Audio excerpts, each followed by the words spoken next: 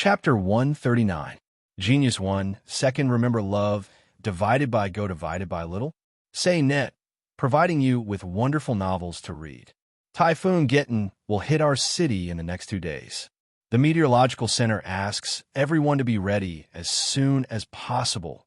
Luaccio looked out of the window. The sun was still shining brightly, and it didn't look like there would be a storm.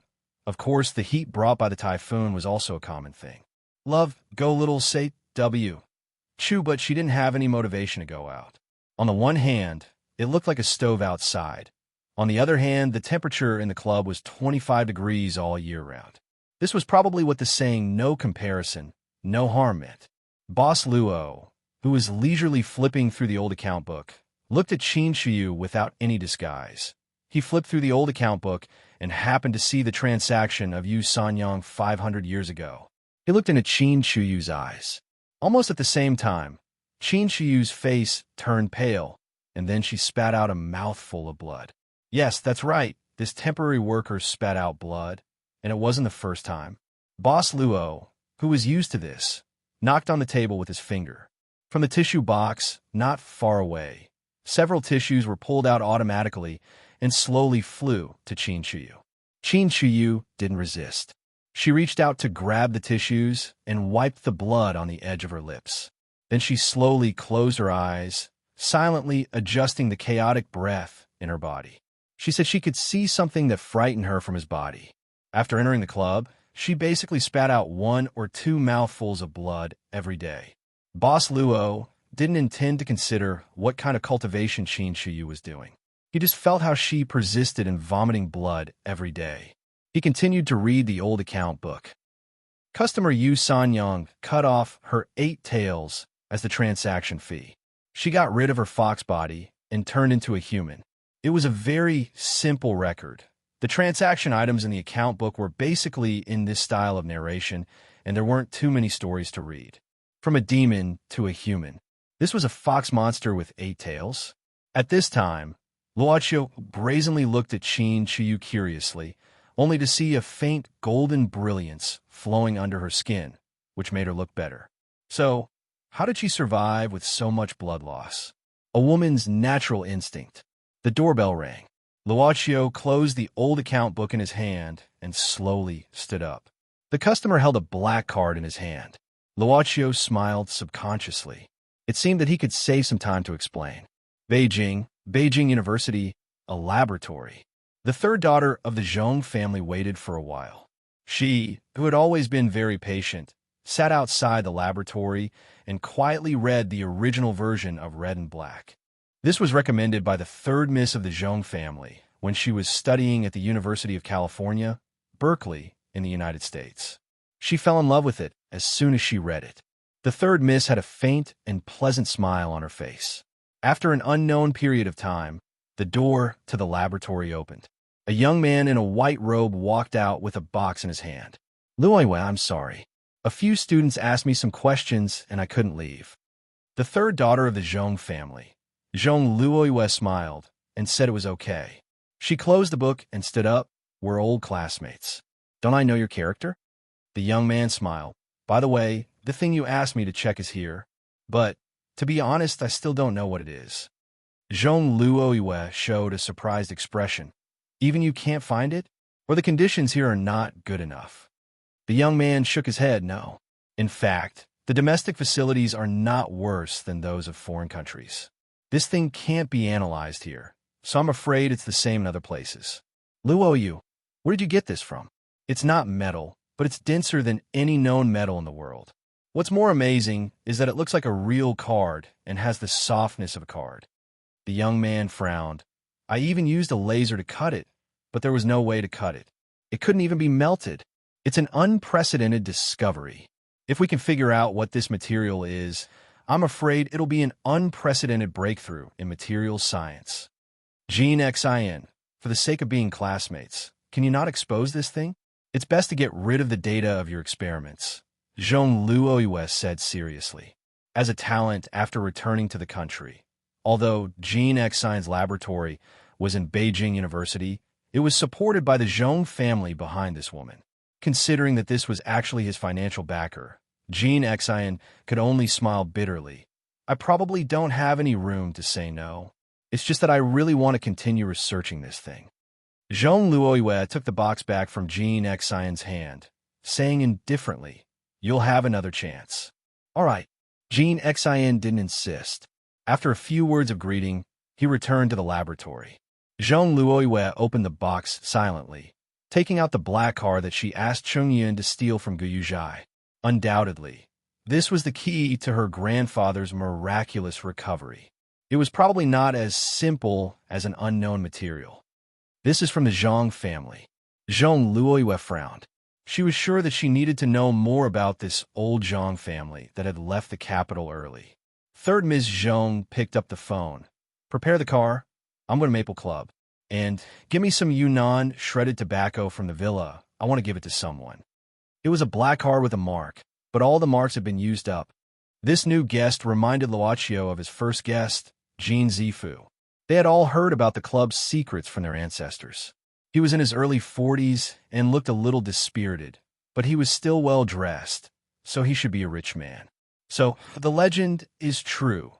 The middle-aged man kept looking at everything in the club's lobby. He hadn't sat down yet, but was actually frightened by the things here. Of course, before the guests came in, Qin Shiyu had already walked into the back hall. Obviously, she didn't intend to witness the club's transaction. "These? I heard that you can use treasures to trade. Do these count?" That middle-aged man obviously came prepared.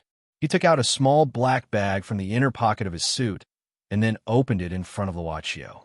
He opened the bag and poured out the sparkling diamonds on the table. Luochio swept these diamonds aside. "Guest, let's talk about what you need first. Whether these diamonds are valuable or not, we'll talk about it later." Chapter 140. Genius 1, Second, remember love, divided by little? We provide you with wonderful novels to read. The new guest's name was Luong, a jewelry merchant. Love, go little, say, what he said was that some strange things began to happen around him recently. He couldn't hear some strange sounds at night.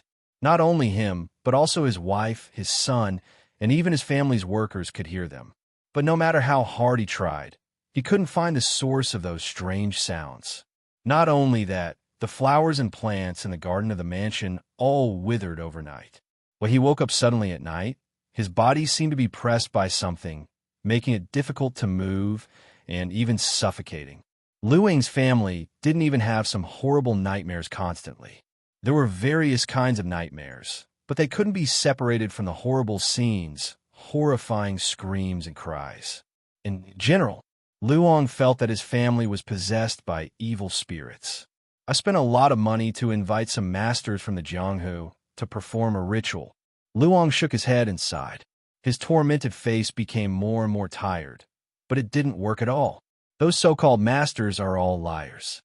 Anyway, Boss Luo knew that there were indeed people who practiced Taoism walking in the mortal world, but they couldn't be met casually like in the novel.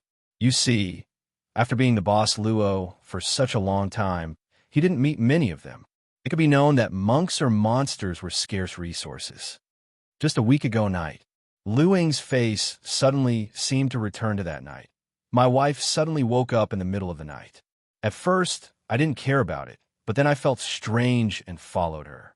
I didn't expect she. Lu Ying's hands trembled as he fell into that horrible memory. Although he was looking at Luochio in front of him, Luochio knew that he was looking at the scene that appeared that night. She went to the kitchen alone, with her back to me.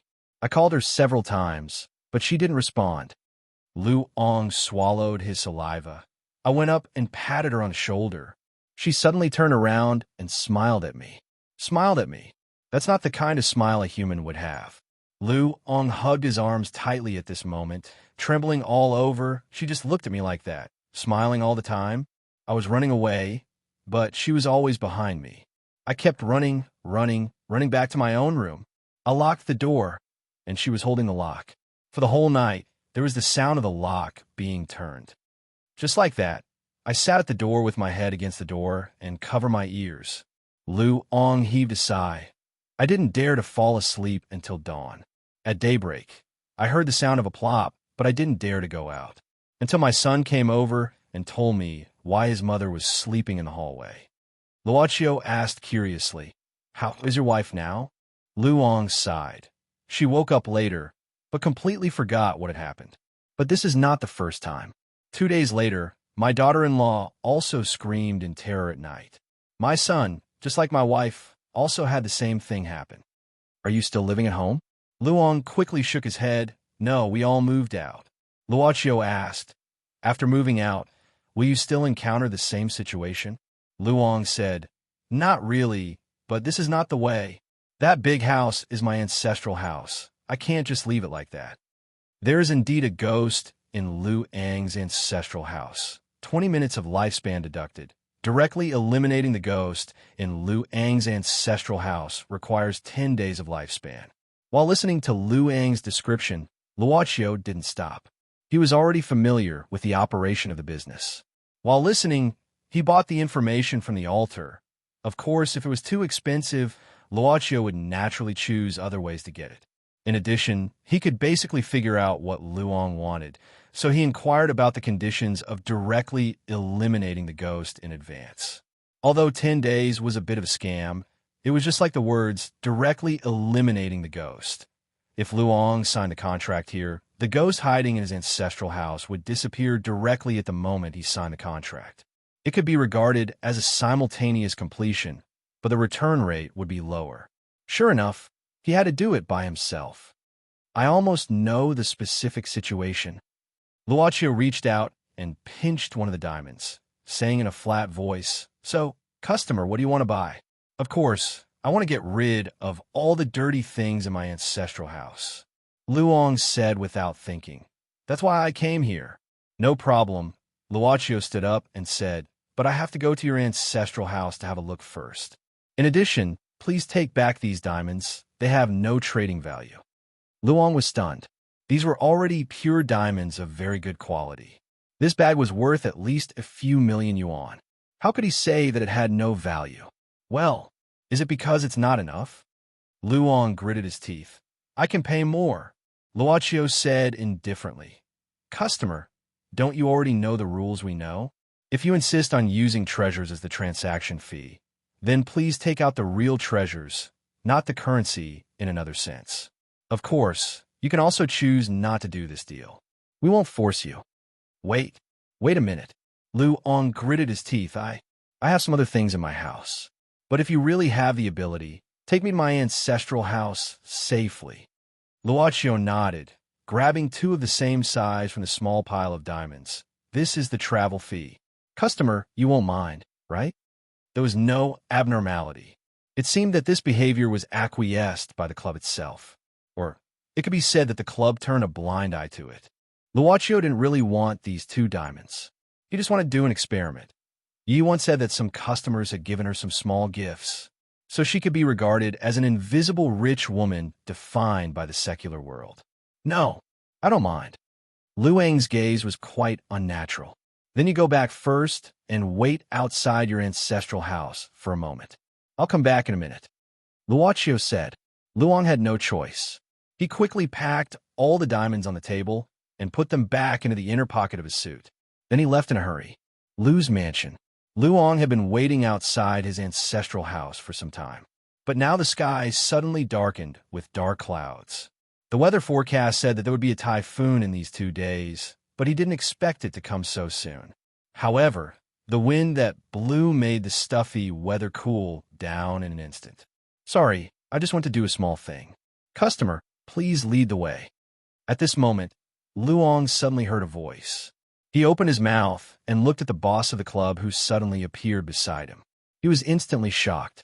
This is what it means to be truly capable. This is what it means to be an otherworldly expert. Those Jianghu swindlers couldn't compare with him at all.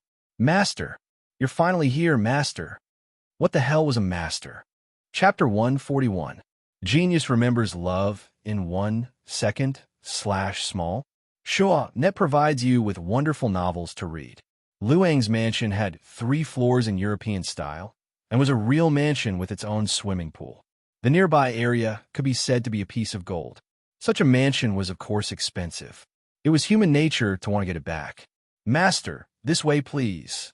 Luong was very respectful at this moment. leading the way in front of Luaccio until they reached the gate of the mansion. Suddenly, there was a roar of thunder, and Luong was startled. It was raining very fast, just like splashing water. The floor was wet with countless drops of water in the blink of an eye. After a few breaths, there was no dry place to be seen. Luong swallowed his saliva subconsciously, probably because he had been tortured by the unclean things in the mansion during this period. At this moment, his body trembled, and his palms were cold as he pushed the door of the mansion open. The sky outside was completely dark. It was only 2 or 3 o'clock in the afternoon, but it was like sunset. Luong groped for the place to turn on the light at the entrance. Once the light was turned on, Luong seemed to be relieved. At this time, Luaccio glanced at the decoration in the room and suddenly pressed the edge of the top hat, saying, "Mr. Lu, have all the people here moved out?" Luong nodded quickly. "Yes, our family moved out these 2 days and temporarily lived in the hotel. I also let the workers in the house have a holiday. Oh, and told them not to talk nonsense. Probably it was a taboo for businessmen. After all, the reputation of the house was bad if there were rumors of ghosts." Luong was curious about such a question, so he asked cautiously, "Master, why do you ask this? Is it because you saw something?" But at this time, there was another clap of thunder outside the house. With a bang, the surrounding lights went out instantly.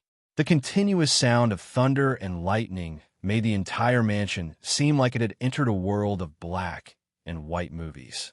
Under the flickering sight, Luong looked at the weird clown mask of the club boss, which became very scary in an instant. He subconsciously leaned against the wall. Is there a power outage? I'm afraid not. The door was still open. Luaccio looked outside and said indifferently, "The lights are still on outside. It's possible that the circuit has tripped here. Of course, it's also possible that something has turned off the circuit." What is that?" There was another thunderclap and the rain outside the house became heavier like frying beans. Luong grabbed Luaccio's arm at once and said hurriedly, "Master, how about we come back another day?" Luaccio didn't speak. He just pushed away Luang's palm and took out his mobile phone to light up the living room. At this moment, some soft sounds suddenly came from the corridor on the second floor. The cell phone's light moved and swept across the corridor. A shadow. At this moment, he moved quickly and disappeared into the corner at the end of the corridor. He only saw the shadow's back. His black and messy hair covered his entire body. And a red robe. Ah! Luong suddenly uttered a cry of horror and sat on the ground with his legs weak. He closed his eyes in horror and grasped Luaccio's calf tightly. "Master!" It appeared. It really appeared. That thing. I saw it," Luaccio said in a low voice, and then knocked Luang's palm with his cane. "He couldn't find a reason to be held by an old man, but it's not your thing." "What?" Luong didn't hear clearly. Luaccio had pried open Luang's hand and walked forward a few steps before turning around. "Let's go. Didn't you say there's something better?"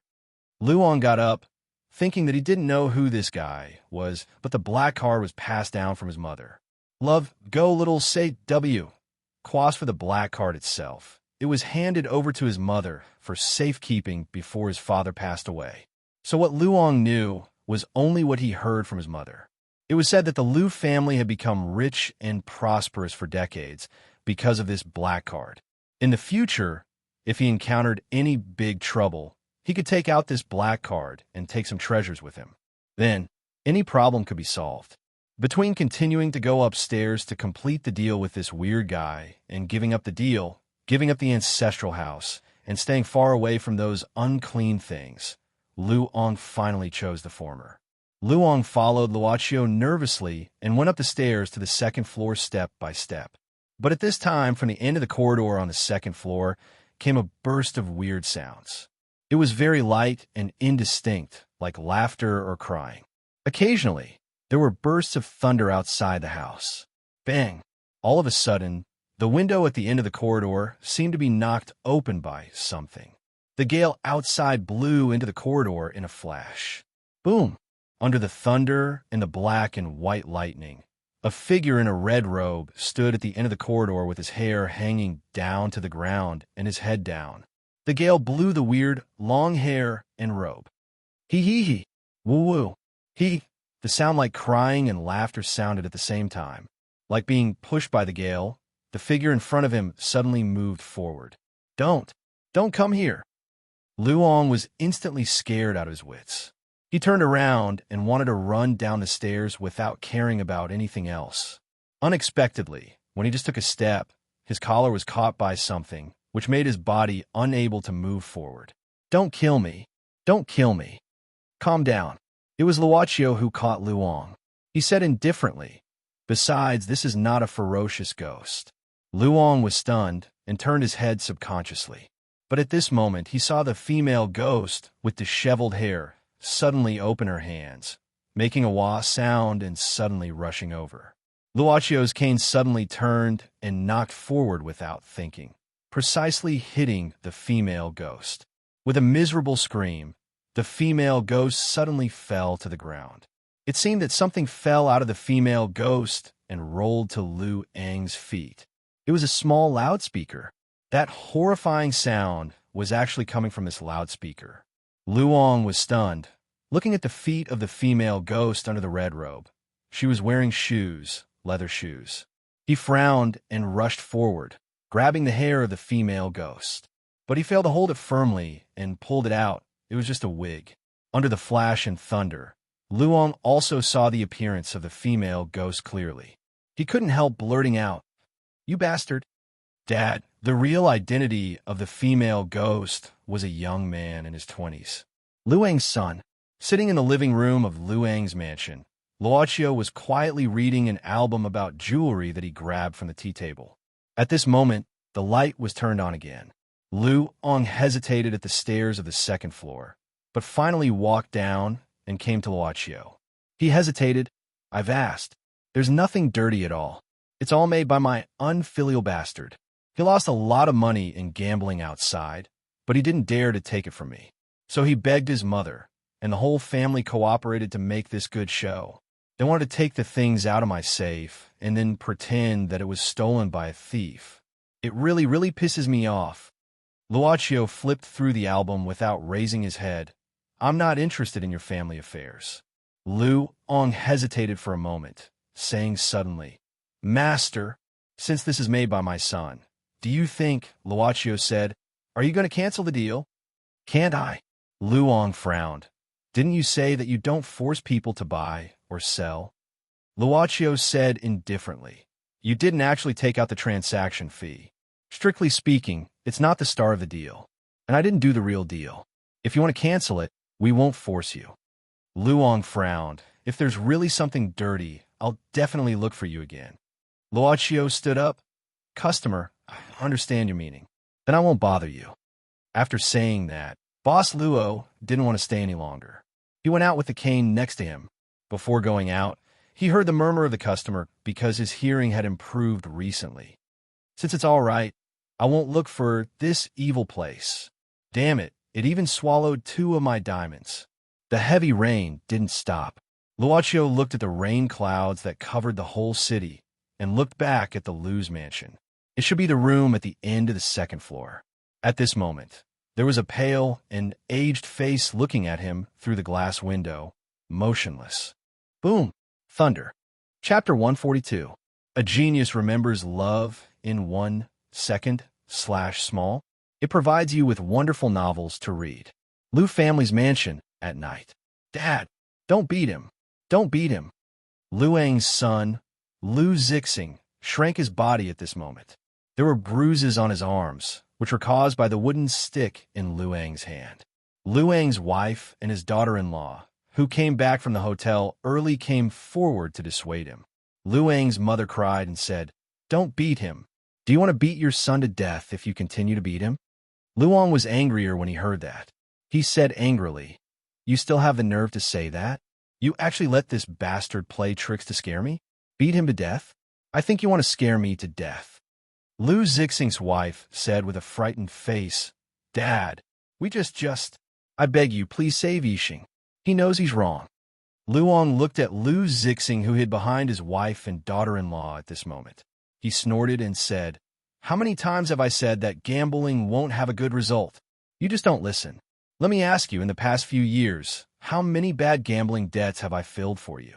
Hundreds of thousands, millions. Millions. Over and over again. You still don't change. This time you actually lost tens of millions. My net worth can't afford to support you. Are you an idiot or a retard? Lu Zixing cried bitterly. Dad, I really don't dare to do it again. Please, please save me this time. If I gamble again, I will chop off my hand. Okay, chop off your hand now, and I'll give you the money right away. Luong snorted and said, I'm not afraid of you being disabled. As long as you really don't gamble, I can support you. I won't spend more money to raise a dog than to raise you. Dad, Lu Zixing looked at his mother at this moment, showing a pleading look. Luang's mother was a kind mother. She was soft-hearted at this moment. Luong, are you really so cruel to let your son chop off his own hand? Yeah, that's too cruel.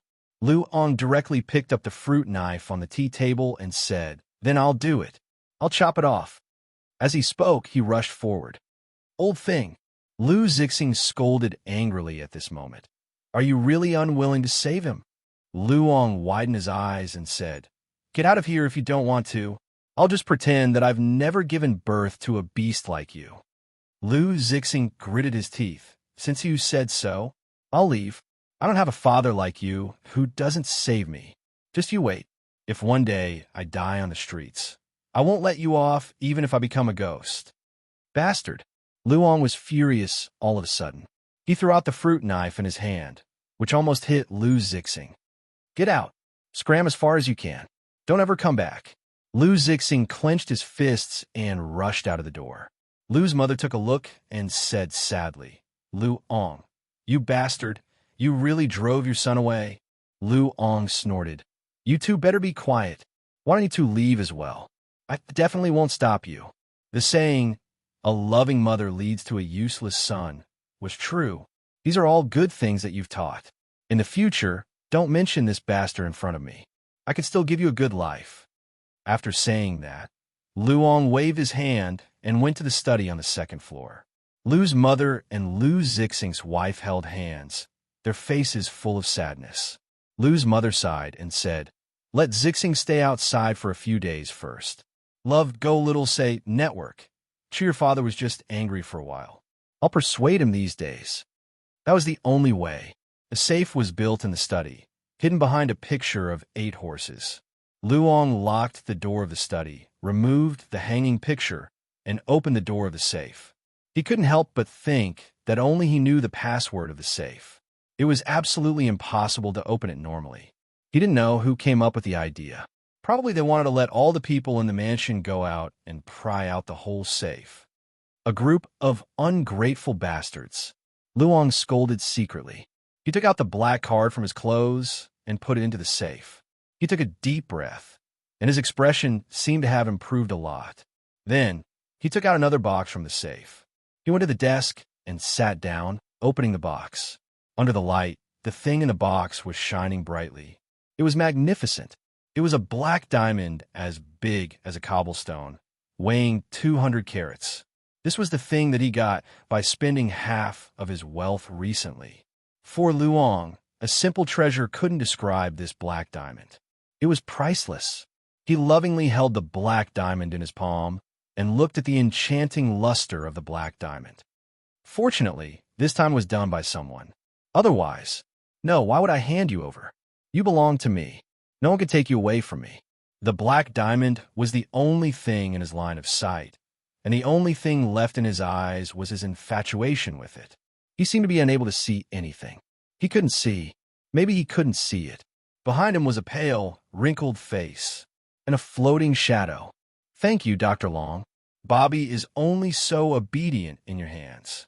Even if he is sick, he will be nervous when he meets a stranger. The middle-aged fat woman said happily, Go back and take medicine 3 times a day. After that, you will be fine. Long Shuo touched Sharp Eye on the bed and said, Dance, take this lady out. Okay. The little butterfly monster came with a smile. Mrs. Zhao, this way, please. I will take you to get the medicine and pay the bill. The little butterfly monster who was familiar with this place walked in front and did the work here seriously. She met a good person. No, she met a good monster an unfathomable big monster. Luo Dance couldn't help but sigh. That day in the botanical garden, she almost thought that she would be eaten by Sister Long as a snack. But she didn't expect that Sister Long just went to the botanical garden to pick some herbs. Later, not only did she not eat her, but she took her here, took her in, and even let her work here. Anning Pet Center. This was the place where she worked and lived now. Boss, Annie, I'm living a good life now. Sister Long is very good. Apart from making fun of me and getting drunk often, she has taught me a lot of things. After sending away the guests, Luo Dance looked up at the rain outside the eaves. The little butterfly monster's mood was obviously not bad because of the typhoon weather. Luo Dance took out the old man's second-hand mobile phone, carefully wiping the screen, and then opened the photo album. She looked at the only photo of them and smiled. What's so good about you? At this time, Long Shirua came out from inside. The only licensed pet doctor in Anning Pet Center was now putting his hands in the pockets of the doctor's white robe, coming out with a sobering cigarette in his mouth. Nothing. I just remembered what happened before. Luo Dance said softly. The family that took you in before? Long Shirua asked casually while looking at the rainstorm. Yes. Long Shirua nodded and didn't say anything. She just smoked half a cigarette quietly and said indifferently, there should be no business today. Let's close the shop. In this kind of weather, all kinds of monsters like to come out. Luo Dance gave a start and nodded, quickly starting to clean up the shop. Those monsters that Sister Long had mentioned were the real customers here. Those who were injured or sick were monsters. Chapter 143. A genius remembers love in 1 second/small. We provide you with wonderful novels to read. What do the monsters living in the city look like? Of course, they tried their best to maintain their human appearance, carefully surviving in the human society which dominated the earth. Monsters also had times of birth, aging, illness, and death, weakness, eating the wrong things, and so on. The little butterfly demoness who had once suffered from it could still remember the pain of falling sick like it was yesterday. When Luo Dance closed the door of the pet center and returned to the treatment room, there was already a special patient lying on the bed in pain. His original appearance was revealed, a rat with long black hair, but wearing a plumber's uniform. Long Shirul was flicking the medicine in the syringe. Lord Long, don't you need to disinfect it first? The rat monster lying on the bed said weakly. Long Shaw said indifferently, I'll disinfect it after you leave. Where you gave me the injection. Longshaw suddenly inserted the syringe into the rat monster's leg. These germs can't kill you. If they could kill you, you wouldn't have crawled here. The rat monster was speechless and sighed. I don't want to bother you all the time, Lord Long. Long Shirua sneered. Since you know you're bothering me, why are you still so keen on digging for food in the sewer? Do you think it's still decades ago? It's hard to change one's nature. The rat monster smiled embarrassedly. Now the prices are too high, but the salary hasn't increased at all. Lord Long, you don't know that my wife is very fertile. If I don't find food for myself, I can't afford to raise them at all. Long Shirua took out the syringe and said, Then go back to the forest. You won't starve to death. Since you covet the convenience and prosperity of human society, don't be pretentious here. I won't give you a discount. Lord Long, I have old people and young children to take care of. Do you want me to give you a big tonic mixed with arsenic? No, no need. That was probably the case, right? Luo Dance stood aside and watched Long Shirua and Rat Monster chatter. She could always hear many things about the monsters living in the city from the nagging of the different monsters and Sister Dragon. Their troubles, their daily routines, their work, their lives. When they paid for the medicine, Mr. Rat Monster looked at the medicine in Butterfly Monster's hand and was stunned. What's wrong with these bottles of vitamins? I didn't ask for it. The Butterfly Monster said softly. Isn't Aunt Rat Monster pregnant again? Take it back, it's free. Shu Yao immediately beamed with joy and said, Pinshin, you really are a bodhisattva? He was indeed different from that vampire, Lord Long. You really are a clear stream in our demon realm. Luo Dan smiled and said nothing. She just remembered Sister Long's words. You put it in, and I don't know anything. But it was Sister Long who stuffed it in herself. Butterfly Monster began to learn words recently, so she grabbed a Chinois dictionary and began to read it. She learned a new word in these 2 days, which she felt was especially suitable to describe Long Shiroa. She had a hard mouth and a soft heart. Love go little say W, chew boom. There was a sudden clap of thunder outside. This kind of thing with the righteousness of heaven and earth was like a natural enemy for monsters. The little butterfly monster closed her eyes subconsciously. When she opened her eyes, she saw a petite figure at the back door, specially opened for special patients. The black dress had long been wet by the pouring rain outside. She was about 16 or 17 years old. Her long black hair was stuck to her face because of the rain. She stood there barefoot. She didn't see her these days. Of course, Butterfly Monster didn't think that she could know all the monsters in the city in just a few days. When did she appear? Luo Dance didn't feel anything, but the girl's dark red eyes made Butterfly Monster feel a little scared subconsciously. Suddenly, the girl in the black dress fell to the ground. Luo Dance subconsciously walked over in the rain. When she was about to help the girl up, she suddenly heard Long Shiroa's voice from behind. Don't go. At the same time, her body was pulled back by a strange force. Long Shiroa replaced Butterfly Monster's position and appeared in front of the girl who fell down. Suddenly, the girl raised her head. Her eyes flashed with a strange red light. Her cherry-like mouth suddenly opened, revealing 2 small canine teeth. She directly flew towards Long Shiroa. Unexpectedly, before she could get close to Long Shiroa, she had been caught by her. Long Shiroa directly grabbed the girl's neck. She frowned and suddenly knocked the girl's forehead. The girl directly fainted and then directly dragged her into the pet center. Close the door. I won't see any patients today, Long Shiroa suddenly said. Luochio asked Yi to open the door of the club. He sat beside the cabinet by the window, listening to the rain outside while playing with the toys in his hands. Before he went to Luang's house, he bought some 925 pure silver particles in a silver jewelry store. Of course, they were very cheap. The small silver bead in his hand, because of his thoughts, began to slowly change shape. After returning from Luang's mansion, Boss Luo had been playing here for about half an hour. Maybe it was time for dinner again. Yi pushed a dining car to the front of Luochio and began to place the food. Luochio then asked, Where's Qin Chiyu? She went out in the afternoon, saying she was going back to deal with the stuff in Qin's mansion. Yi said softly, so I let her leave. It's not good to vomit blood here every day. Luochio couldn't help thinking. He nodded and said, Go find the black account book of Luang's transaction later. I'll take a look at it after dinner. Master, do you think Luang will come again? Luochio now took out the 2 diamonds from Luang and began to inlay them on the silver pieces that could almost be shaped.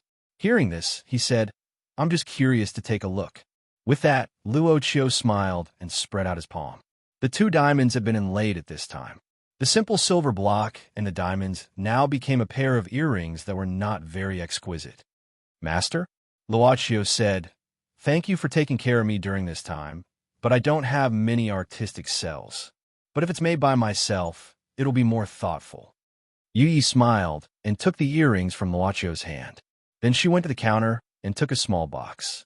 After putting it in, she continued to place the food. Although the servant girl kept smiling all the time, she seemed to be happier tonight. She took a bottle of champagne from the wine cabinet and opened it. From time to time, she looked at the small box on the dining car. Luochio felt the atmosphere at this time was very good.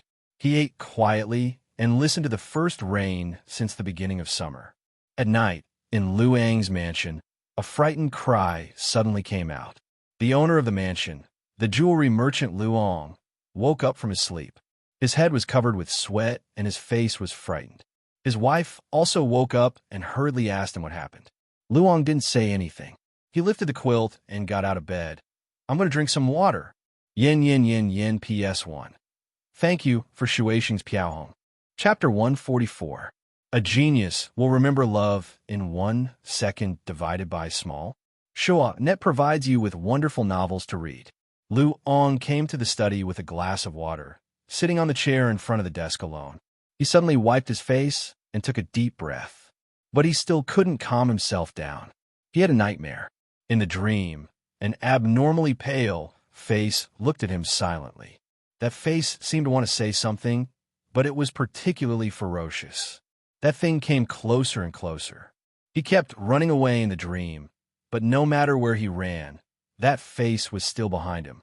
Don't scare yourself. What happened before was caused by that bastard. So many years have passed, but nothing happened. Luong told himself so. He drank a mouthful of hot tea and felt more comfortable.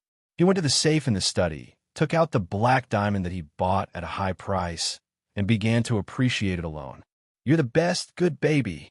Luong revealed an infatuated smile and touched the black diamond in his hand. The fear quickly left him. Boom! The heavy rain didn't stop this night, and there were constantly shadows swaying outside the study window. Maybe it was just the shadow of a tree or a cloud or something else. Even the sound of thunder could not drown out the high-pitched disco music. The storm outside didn't subside. Under the psychedelic light, the young men and women were swaying freely on the dance floor. After leaving the Lu's mansion in a huff, Lu Zixing didn't know where to go, so he found a few bad friends and went to a bar to drink away his worries. The few of them had already finished 6 dozen beers in 2 hours. The drunken Lu Zixing's vision had long become blurry. He didn't know who the person lying next to him was. The psychedelic light made some scenes flash in his mind. He remembered that there seemed to be such a situation when he was a child. He was kicked out of the house by his father. But at that time, he was so young that he couldn't find a place to have fun like now. He just hid in a place not far from the mansion. After half a day, he was still found. But that probably wouldn't happen now, right? Lu Zixing sneered, not knowing if it was for himself or for others. Gambling. I don't want to gamble anymore, but I can't help myself. Lu Zixing himself couldn't explain why it was for this reason. He said that he was interested, but once he started gambling, he didn't know where he was going. Once his head was hot, he couldn't stop. He said that he wasn't interested, but he felt an itch in his heart all the time. He couldn't restrain the pleasure of gambling at the gambling table. Perhaps it was only when one's mind was about to be covered by alcohol that one would moan in such a manner. Lu Zixing, who originally planned to drown his sorrows in alcohol, did not forget his troubles. Instead, the more he thought about it, the more upset he became. He abruptly swept everything off the table. Fortunately, he didn't attract anyone's attention in this noisy place. Suddenly, Lu Zixing felt someone put his hand on his shoulder. He reluctantly opened his eyes and saw a man in his 30s, smiling at him. Lu Zixing suddenly quivered and wanted to crawl away, but he was so drunk that he fell to the ground in a few seconds. It was as if the world was spinning. At this moment, the man in his 30s suddenly grabbed Lu Zixing's hair, leaned closer, and said with a smile, "Master Lu, why are you leaving as soon as you see me? Am I not welcome?" "Brother Heibao, I'm not. Toilet. I want to go to the toilet." The man named Brother Heibao snorted at this time, stood up, and waved his hand. At this moment, the other 2 men who had been following him suddenly helped Lu Zixing up. Brother Heibao said indifferently, "Go, take Master Lu to the toilet." Toilet. Punches were thrown on Lu Zixing's stomach. He had already vomited a lot of things on the ground. Lu Zixing felt that his internal organs seemed to be stirred together. It was so painful that he almost fainted several times. He kept begging for mercy. "Brother Heibao, give me some more time. Lu Zixing, didn't pay the debt last time. You can ask others if I owe you anything." Brother Heibao patted Lu Zixing's face with his palm and said, "Master Lu, I'm just working for others. The boss asked me to collect the debt, so I have to find someone, right? Do you think I really want to be so rude to you? I'm heartbroken, young master. Seeing you so drunk, I'm heartbroken, so I want to help you sober up. Do you understand?" Yes. Brother Heibao grabbed Lu Zixing's hair and said, "If you know, when will you pay back the debt you owe us?" I don't have money now." Lu Zixing said painfully. "1 month? Give me 1 more month." "Master Lu, are you kidding?" Brother Heibao sneered. "You were so happy to pay back others. Why don't you have money when it comes to us? Young Master Lu, are you looking down on us?" I really don't. 1 month? I promise I will definitely pay it back in 1 month." "Master Lu, you have borrowed from us 3 times. nearly half a year. Brother Haybow sneered. Our boss is a good person. Seeing that your father is also famous, he lent it to you, but you can't keep delaying, right? Master Lu, if you really can't take it out, we can come to your house and ask your father for it. No, no.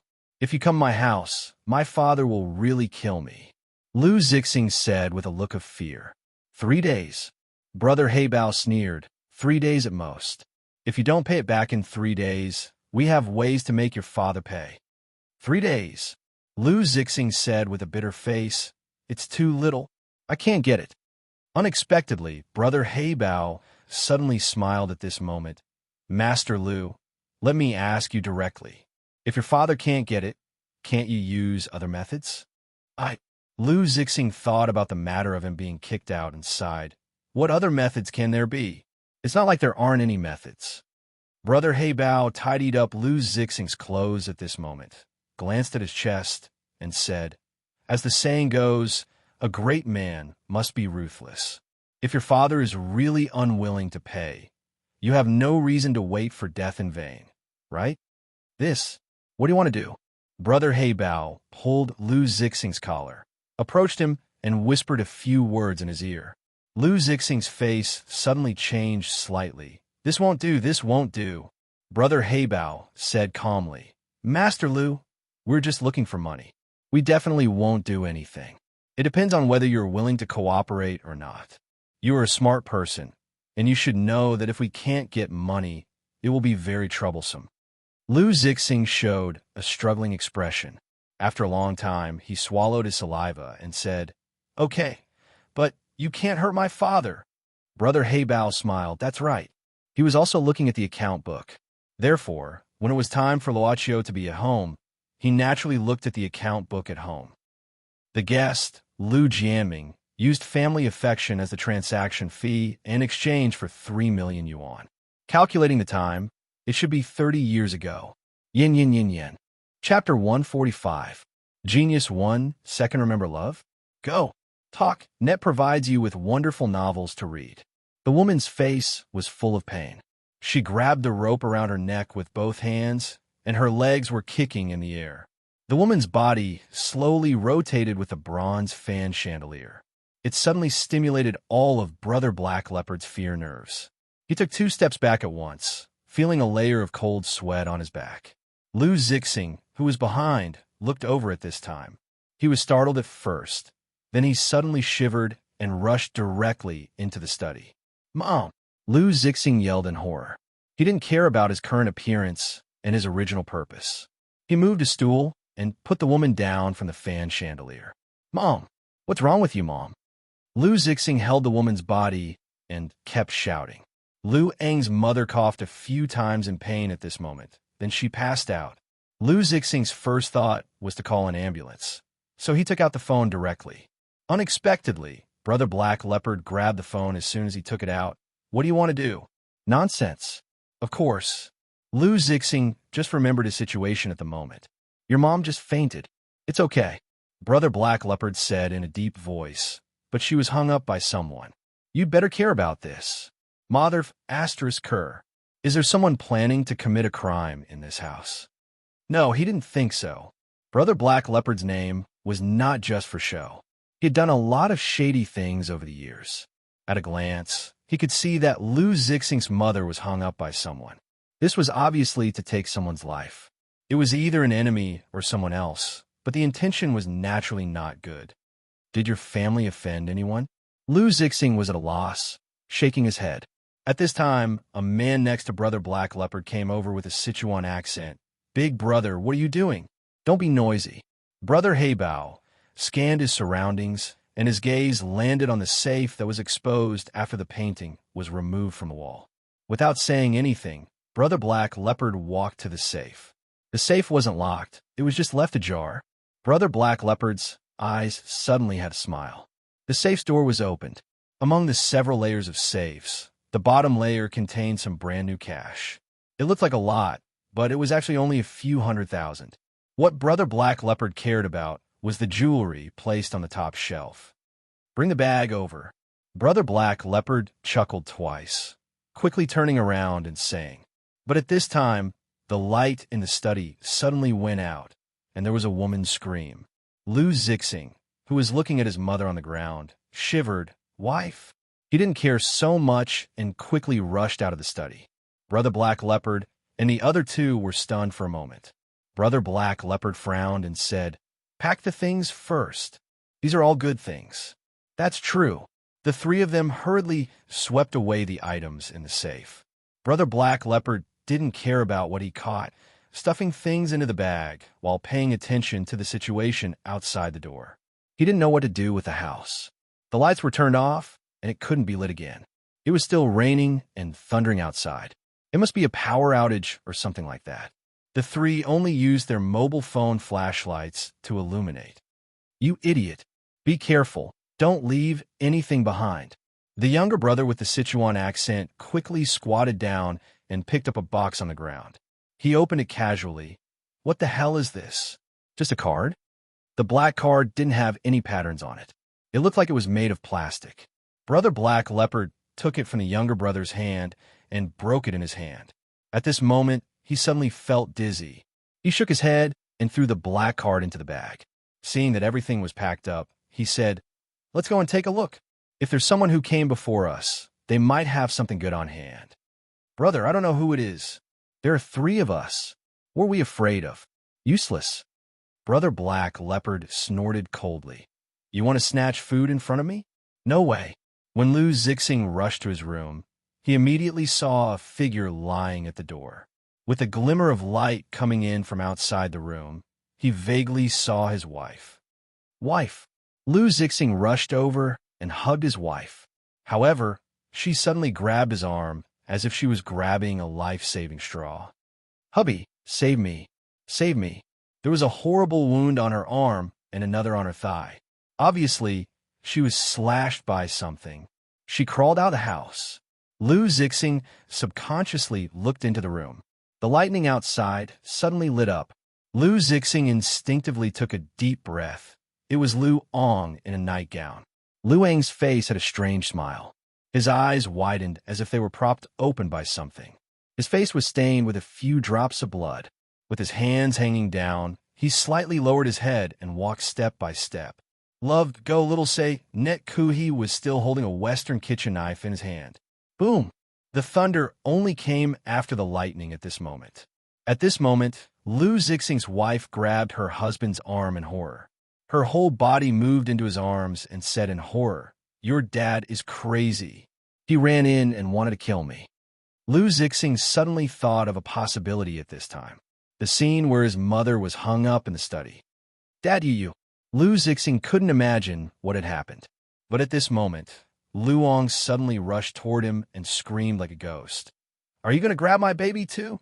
The kitchen knife was right in front of Lou Zixing's eyebrows. He held it firmly.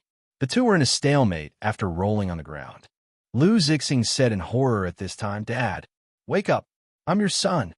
Kill you, kill you, kill you." Lou Zixing tried his best, but there was no way to resist Lu Ang's strength. Seeing that the kitchen knife was about to stab into his eyeball, Lou Zixing's heartbeat suddenly soared. Suddenly, a bright light swept past. Lou Zixing only felt that his body was suddenly light. Lu Ong, who was pressing him, had rolled to the side. "Mother of asterisk Kerr, what's wrong with your dad?" That person was obviously Brother Heibao, and he was accompanied by two of his lackeys. The flashlight of the mobile phone swept along the floor to Lu Ang's body. At this time, Lu Ong quickly climbed up from the ground. The strange expression on his face was even more intense, as if he was a completely different person. Brother Heibao whistled, but saw a necklace on Lu Ang's neck. What a big black diamond!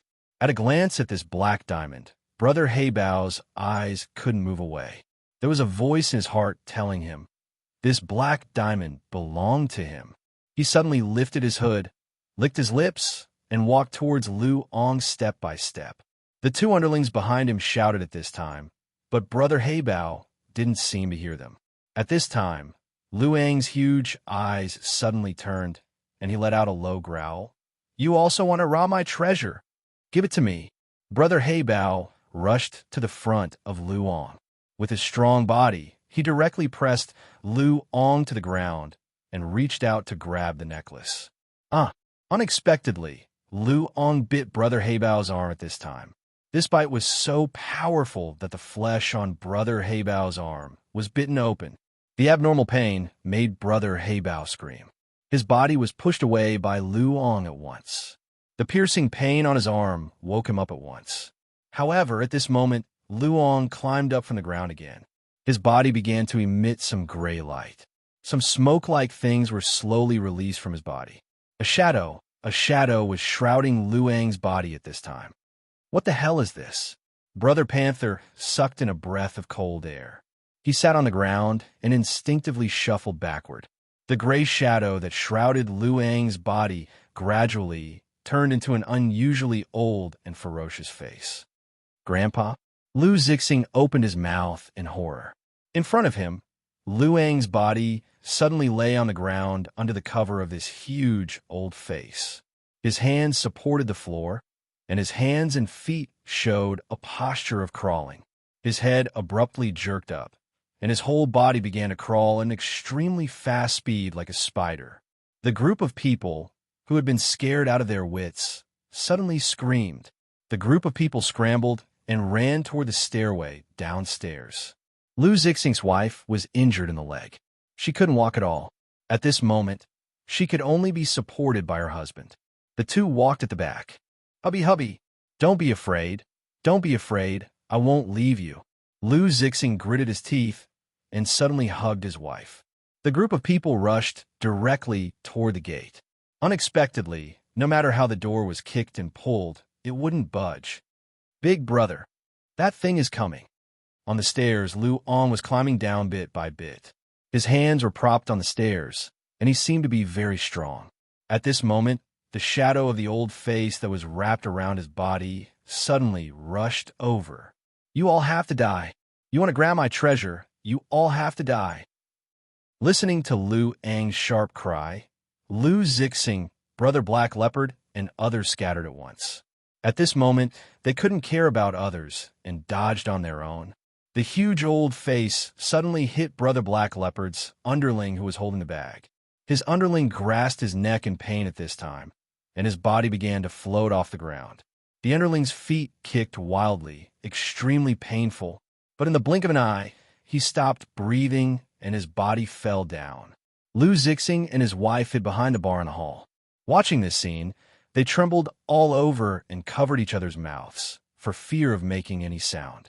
At this time, the remaining Brother Black Leopard and the other underling, seeing that the door couldn't be broken, could only run upstairs again. The two ran to the end of the corridor on the second floor in a panic, but were finally blocked outside the door of the room at the end. On the other side of the corridor, Lu Ong had crawled over bit by bit, opening his mouth. Brother Black Leopard's arm was bitten open, and now his mouth was full of blood. Hiss! Brother Black Leopard twisted the lock of the door of the room at the end crazily. The two hit the door even more crazily. Suddenly, the door was finally knocked open. The two of them rolled into the room and quickly got up and closed the door. Then they pressed their backs against the door and gasped for breath. Their faces were pale with fright. Mother asterisk Kerr scared me to death. Brother Black Leopard lowered his head, gasping for breath. Then he looked at his underling. Go and see if you can open the window. I don't want to stay in this damn place for a while. His underling opened his eyes wide at this time, trembling all over and looking at the front. Big brother. Brother Black Leopard turned his head subconsciously. A figure floated in the air. An old man, just like the huge face wrapped around Lu Ang's body. What did he come in? Chapter 146. A genius remembers love in 1 second/small. We provide you with wonderful novels to read. The woman's face was full of pain. She grabbed the rope around her neck with both hands, and her legs were kicking in the air. The woman's body was slowly rotating along with a bronze fan chandelier. All of a sudden, it stimulated all of Brother Black Panther's fear nerves. He took 2 steps back at once and felt a layer of cold sweat on his back. At this time, Lu Zixing, who was behind, stuck his head out and looked at it. He was shocked at first. Then he suddenly rushed into the study room. Mom! Lu Zixing screamed in horror. He didn't care about his current appearance and original purpose. He moved a stool and put the woman down from the fan chandelier. "Mom, what's wrong with you, Mom?" Lu Zixing held the woman's body and kept shouting. Luang's mother coughed a few times in pain at this moment, and she fainted. Lu Zixing's first thought was to call an ambulance, so he took out the phone directly. Unexpectedly, when he took out the phone, it was grabbed by Brother Black Panther.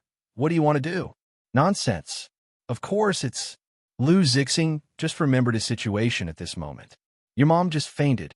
She's fine," Brother Black Panther said in a deep voice, "but she was hung up. You'd better care about this." Mother asterisk her. Is there someone else in this house who is planning to commit a crime? He didn't think so. Brother Black Panther's name wasn't in vain.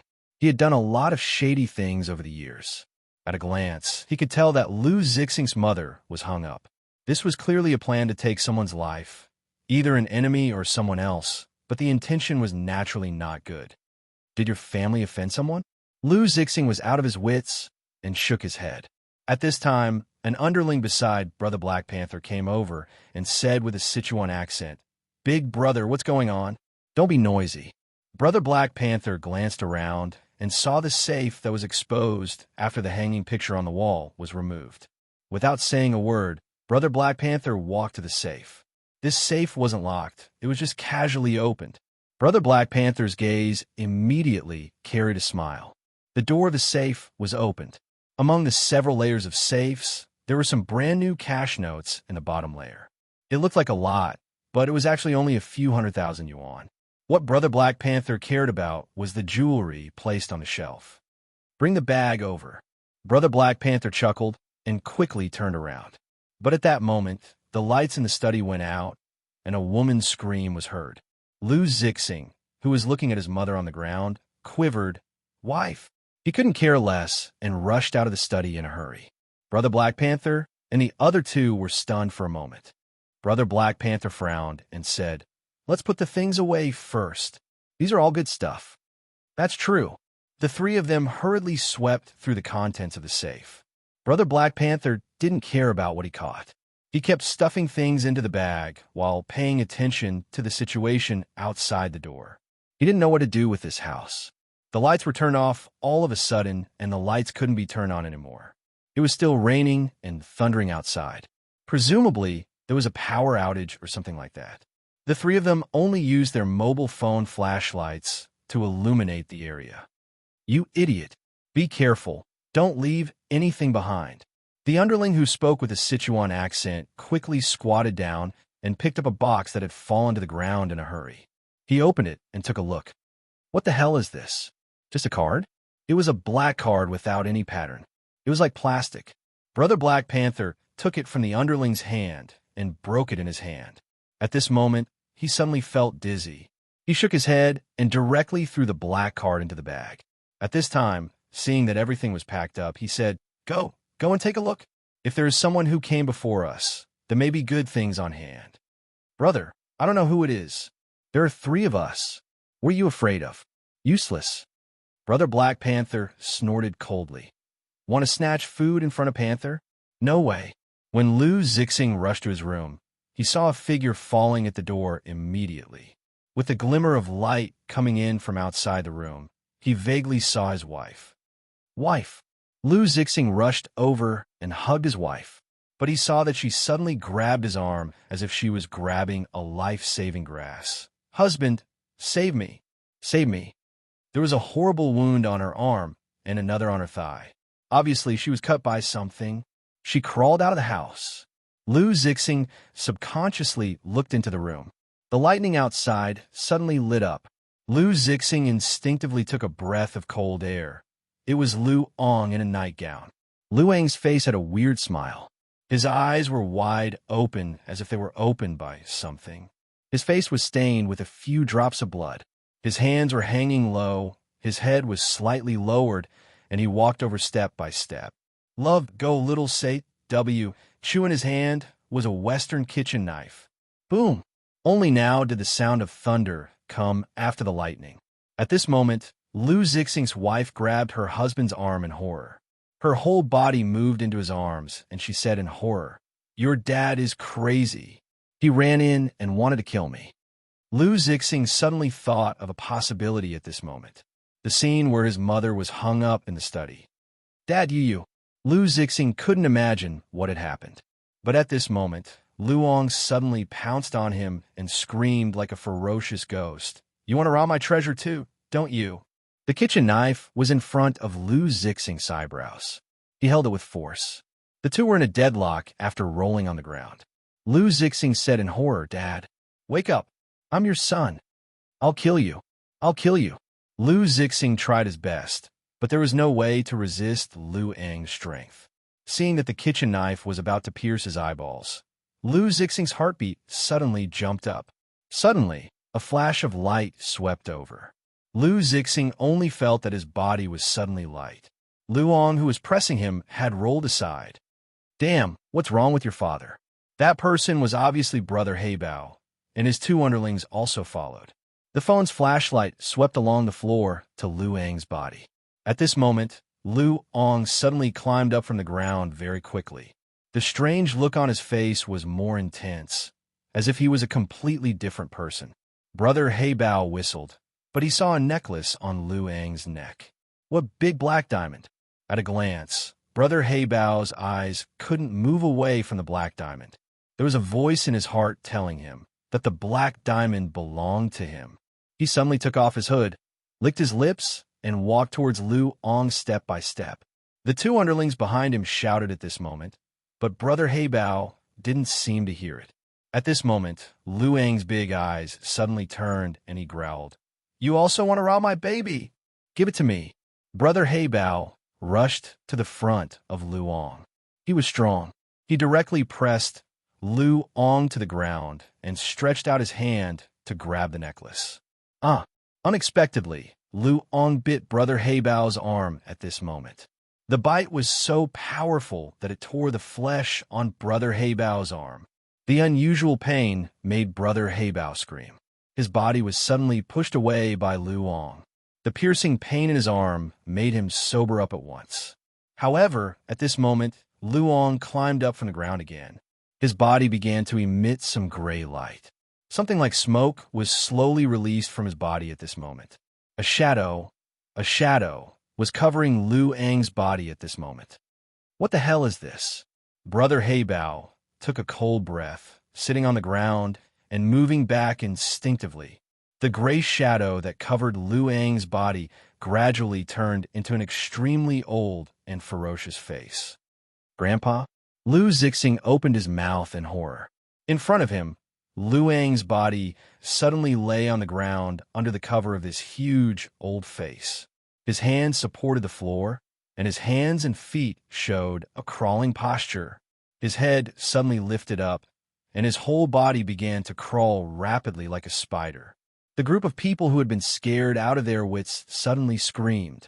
The group of people hurriedly ran down the stairs. Lu Zixing's wife's leg was originally injured, so she couldn't walk at all. Now she could only be supported by her husband, and the two of them walked at the end. Darling, don't be afraid, I won't leave you. Lu Zixing gritted his teeth and suddenly hugged his wife. The group of people rushed directly to the gate. Unexpectedly, at the gate, no matter how they kicked and pulled, there was no way to open the gate. Brother, that thing is coming. On the stairs, Lu Ong was climbing down step by step. His hands supported on the stairs, which seemed to be very powerful, and the shadow of the old face that covered his whole body rushed over at this moment. You all have to die. Want to rob my treasure? You all have to die. Listening to Lu Ang's sharp cry, Lu Zixing, Brother Heibao, and the others scattered at once. At this moment, they didn't have time to care about others, so they just dodged. The huge old face suddenly hit Brother Heibao's underling who was holding a bag. At this time, the underling grasped his neck painfully, and his body began to float off the ground. The underling's feet kicked wildly, and it was extremely painful. But in the blink of an eye, he suddenly stopped breathing, and his body fell down. Lu Zixing and his wife hid behind the bar in the hall. Seeing this scene, they trembled all over and covered each other's mouth for fear of making a sound. At this time, Brother Heibao and another underling saw that there was no way to break the gate, so they could only run upstairs again. The two panicked people ran to the end of the corridor on the second floor, but finally they were blocked by the door of the room at the end.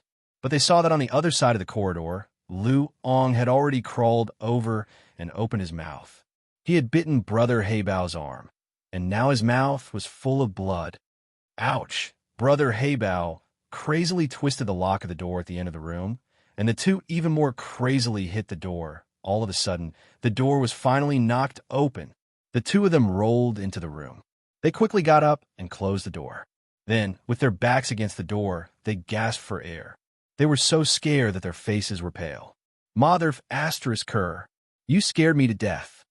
Brother Heibao lowered his head and gasped, then looked at his underling and said, you go and see if you can open the window. I don't want to stay in this damn place for a while. But he saw his underling widen his eyes at this time, trembling all over and looking at the front. Big brother. Brother Heibao subconsciously turned his head. A figure was floating in the air. The old man was just like the huge face that covered Lu Ang's body. When did he come in? Chapter 147. Genius 1, Second Remember Love, /go, /little. We provide you with wonderful novels to read. The shadow, suspended in the room, with an almost identical face, Brother Black Panther's hands and feet were cold. Looking at the ghost shadow, his hidden ferocity was aroused. As the saying goes, people are 30% afraid of ghosts, but ghosts are 70% afraid of people. Brother Black Panther, who was forced to a dead end, suddenly rushed towards the ghost shadow. Come on, I'll even strangle the ghost. Brother Black Panther, who was like a peerless, ferocious person, passed through the ghostly figure's body. However, his body did not stop. It was as if there was a huge force pushing his body. He directly smashed into the wall and lost consciousness. The underling who was pressing the door looked at this moment and shivered even more. But there was a feeling of collision coming from the door. He felt that he was about to lose control. Bang! The door was finally knocked open in a flash. The underling's whole body was knocked open, his head knocked on the cabinet at the side, and he fainted. At this moment, outside the open door, Lu Ong slowly raised his head. The shadow on his body seemed to have become more condensed, and the huge face that wrapped around his body also became clearer. Lu Ang's eyes were cold, and he screamed, Old ghost, it's really you. These 2 days, I always feel that there's something around me. It's you. It's really you. You're here for me, right? You're here for revenge, right? You're here to rob my things, right? The silent ghost seemed to sigh. All of a sudden, it turned into a roll of gray smoke and rolled towards Lu Ong. At the same time, the shadow wrapped around Lu Ang's body suddenly burst out. The two shadows finally collided with each other, producing a push in an instant, lifting Lu Ang's body and rolling out of the corridor. At this moment, in the room, the two shadows entangled together, setting off a gust of wind in the whole room. Lu Ong, who had rolled away, climbed up from the ground at this moment. However, as if he was startled, he saw the weird scene in the room. He screamed and ran downstairs crazily. He simply couldn't remember what had happened. What he could remember was that in these 2 days, he felt as if there was something spying on him all the time. That face with a sneer, that face with resentment. It was the face of his father, Lu Jianming. Ghost! There's a ghost. The frightened Lu Ong ran all the way to the hall. He tripped over something and fell to the ground. After touching it, he found that it was actually a person. The lightning outside the house lit up. The white light let Lu Ong see the man's face, with his tongue sticking out and eyes wide open. It was the face of a dead man. Rumble! Lu Ong screamed. At this time, he saw a figure walking step by step in the corridor of the second floor. The figure in the corridor looked down at once. The old face was very clear. Lu Ong seemed to hear the figure constantly calling his name. Lu Ong, Lu Ong, my good son, Lu Ong, Lu Ong, calling his name again and again. Lu Ang's entire body started to tremble as his head kept quivering. They're coming to take my life. They're coming to take my life. They're coming to rob my treasure. The ghost figure walked down the stairs step by step. Luang's eyes wandered, and he felt his heart beating fast. He tightly covered the necklace on his neck. The great fear made him tremble all over, and he had no strength. Suddenly, a black card entered his line of sight. It was a black card that slowly floated out from the bag next to the corpse on the ground. Loved, go little say, net. Quick came to the front of Luong. Subconsciously, Luong grasped the black card. He thought of that place. He thought of that club. He thought of that strange boss. Help me, come and help me. But at this time, the ghost figure suddenly turned into a gray shadow, as if it was extremely anxious, and suddenly started to move. The ghost figure stretched out its hand, like a fierce ghost, and directly grabbed Luong. Luong, who was already scared out of his wits at this time, closed his eyes hard. Snap! Suddenly, a sound rang out. It was like a finger snap. Luong subconsciously opened his eyes. It was as bright as day, and the dim hall became bright in an instant. The lights seemed to light up along with the sound of the finger snapping. It was unknown when that ghostly figure had fallen to the ground, but it seemed to be suppressed by something, unable to move. Luong only saw that the ghost was constantly struggling. Customer, do you need anything? A voice suddenly sounded behind him. Luang's body shook, and he turned around abruptly, looking at the man who was neatly dressed, holding a cane, and still wearing a weird clown mask. Luong seemed to have caught a life-saving straw. He quickly knelt on the ground and said, Master, help me, help me. Be specific. Luang's finger trembled, pointing at the ghost figure behind him, and said in horror, There's really a ghost in my house. Master, kill him for me, and I'll give you everything. Anything. Looking at the ugly Luong, the club boss who followed the black card's call kept silent for a moment, and suddenly said, Customer, even if you know that the ghost figure is your father, Mr. Lu Jiaming, do you think it's okay to kill him? Luang's face changed, and he gnashed his teeth. He's not my father. I've already died. He's a ghost. He's a ghost who comes to take my life. He wants to kill me. Boss Luo said indifferently, Even a tiger won't eat its own son. Luong pleaded, He's really here to kill me. He's here for revenge. He's here for me. I know all. These 2 days I can feel it all the time. When I dream, when I walk, he's there. He's there. He wants me to die. Luochio glanced at the ghost figure that was suppressed on the ground. It was also one of the club's customers, Lu Jiaming. But he had already died and now turned into a ghost. With a thought, the force that suppressed Lu Jiaming was dispersed, and he could regain his ability to move. Idiot! Leave that guy. You can't make a deal with him. You'll regret it. Lu Jiaming, who just started to move, suddenly shouted crazily, I won't hurt you, and I won't hurt this family. I just want you to throw away the black diamond in your hand. That's an evil thing. Throw it away. No, you're lying to me. You must want to kill me. You want to take away my stuff. You have to take back your stuff. Luong suddenly grasped the black diamond in his hand and grabbed Luochio's arm. Kill him. Kill him. I've decided. I'll kill him. At this time, Lu Jiaming directly transformed into a ferocious ghost and directly flew toward Luochio. I won't let my son make a deal with you. However, his body was bounced back in a flash. Sorry, the deal can't be interrupted. This is one of the rules. Luochio's voice sounded softly. Lu Jiaming's body was pressed down again. Luochio looked at Luong coldly, without joy or disgust. Customer, what are you going to use to pay for this product? Luong subconsciously looked at the black diamond in his hand. He didn't want to give it up no matter what, but he didn't know what to give.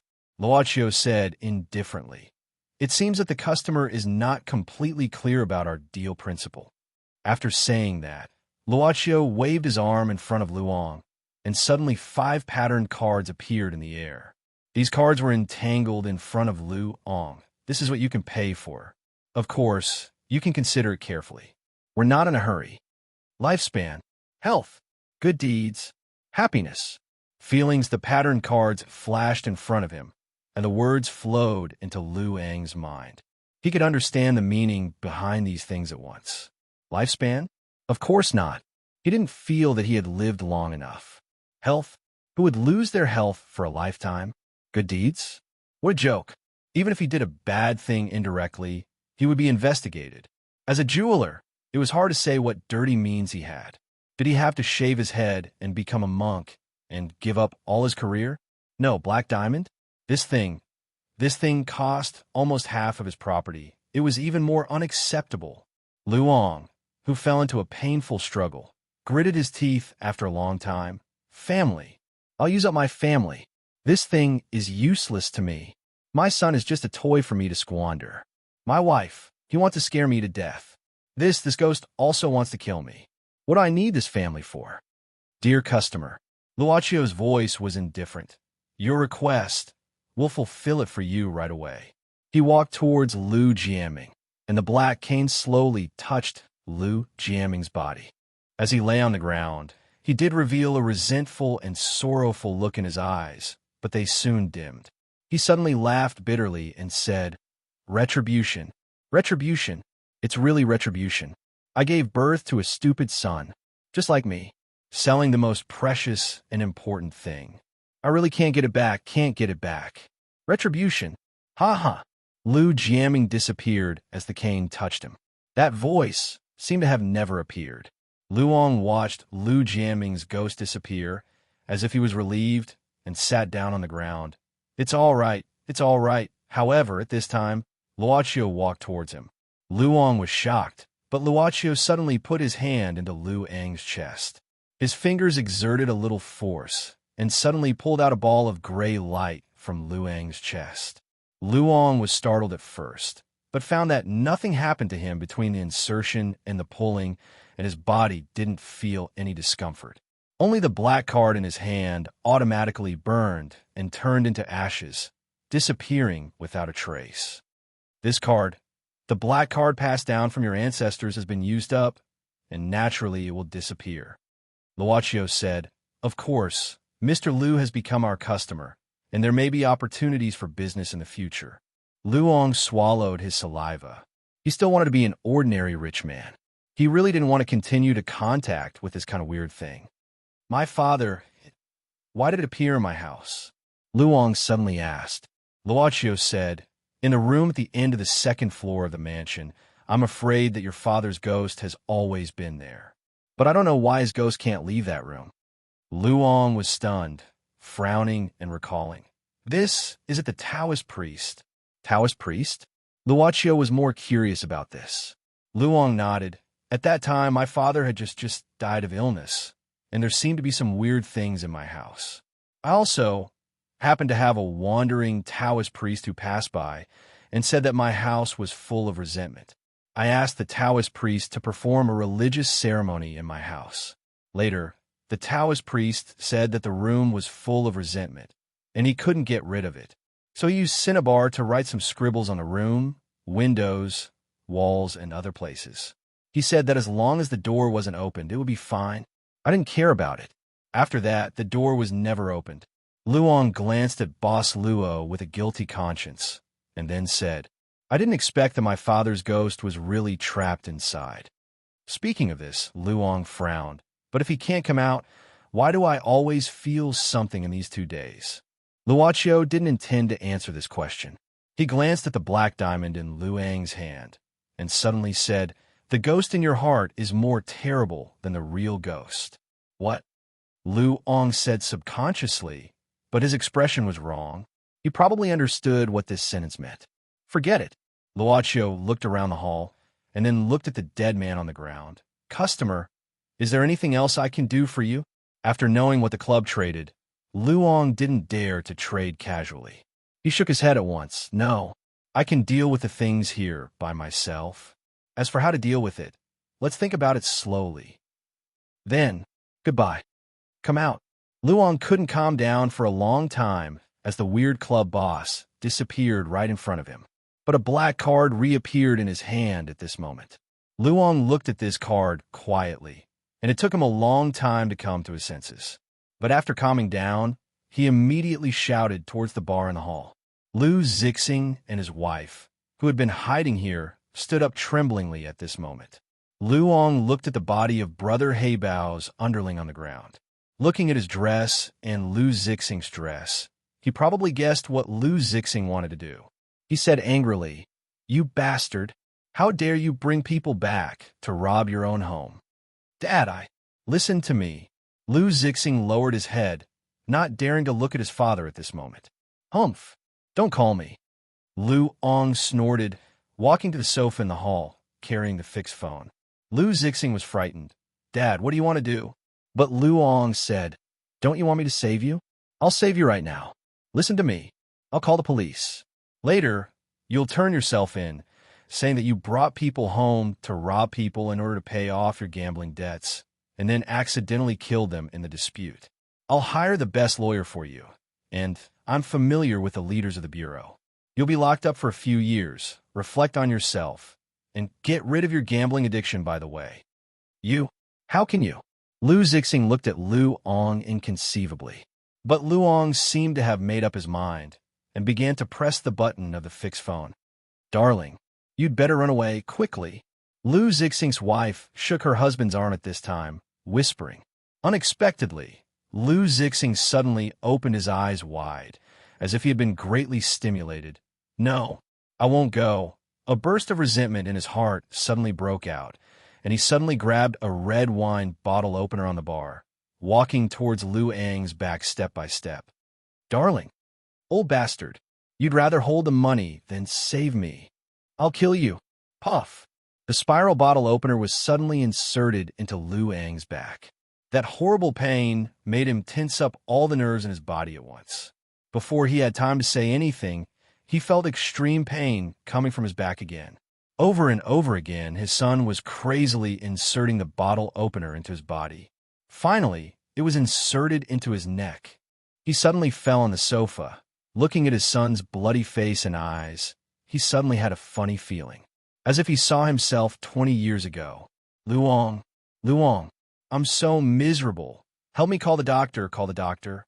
Press the button, call, doctor, you're so old, it's almost time, there's no need to live anymore. The him from 20 years ago was like his own son 20 years later. Unable to close his eyes, Lu Zixing's ferocious face was imprinted in his pupils, until his consciousness gradually disappeared. Without family affection, even father and son could kill each other, something that can evoke the fear and sin in people's hearts and cause abnormal phenomena. Yi tilted her head and thought for a while. Yes, similar things can be done in many ways. Sitting in the club's lobby, Luochio, who had just finished describing the black diamond, asked curiously, "Many?" Yi nodded. "Some witchcraft or curses can do it. Of course, to be specific, we still need to find the object to follow the trace. Of course, the faster way was to buy information from the altar." Bell. The pinewood door was pushed open at this time. A young but panicked face came into Luochio's sight. The young man held a black card in his hand and carefully approached them. He looked at the two members of the club who were sitting quietly and raised the black card in his hand. Does it mean that with this, I can achieve any wish I have?" "What do you want, sir?" Luochio asked indifferently. If he was not mistaken, the man holding the black card was Lu Ang's son, Lu Zixing. Luochio didn't say anything as he looked at the blood on his face and the frightened expression on his face. "Family affection. I will give you my family affection."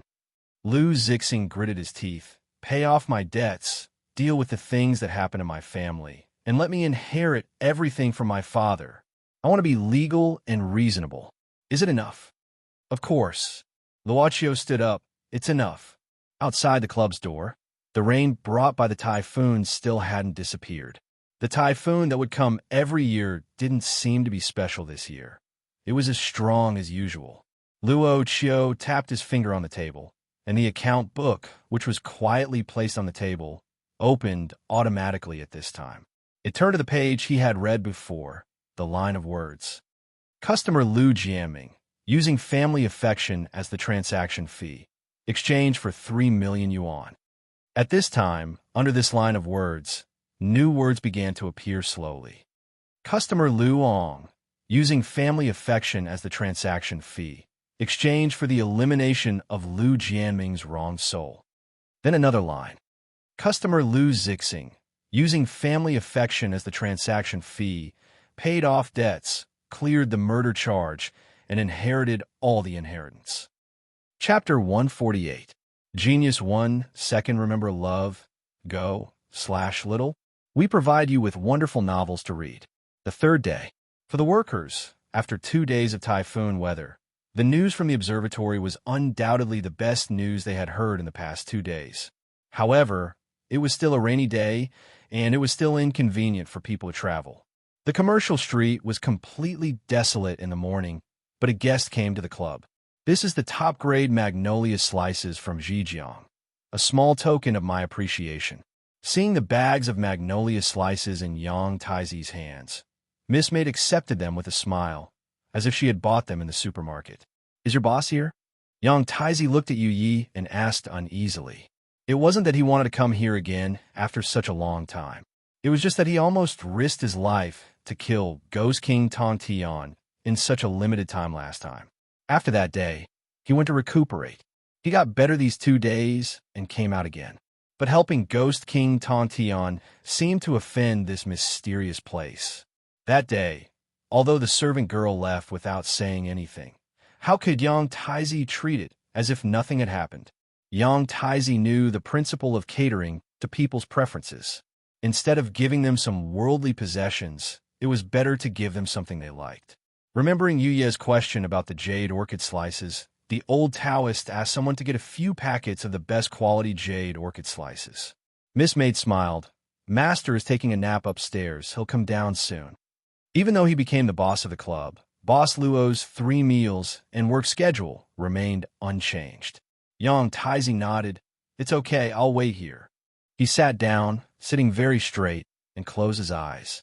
He didn't even look sideways, just like a cultivator without ripples in an ancient well. However, the old Taoist had another thought in his mind. Yang Taizi couldn't remember how long it had been since he was the one who waited. It should be 70 years ago when he was still learning Taoism on the mountain. He came to the hall early every day and knelt on the futon. "Sorry to have kept you waiting." Knowing that the boss Luo was Yang Taizi, he acted more casually. Yang Taizi opened his eyes. He came here today mainly for 2 things. First, he wanted to confirm the club's attitude towards the Ghost King Tong Tian. Secondly, it was naturally related to the content of the second half of the white jade token. After sitting down, Luoqiu took a sip of the black tea Yu Yi had prepared for him. He straightened himself up and said, "Are you here to complete the deal we made last time? Just to ask about the transaction?" Yang Taizi calculated in his heart. Seeing that they didn't mention the Ghost King Tong Tian, he secretly felt relieved.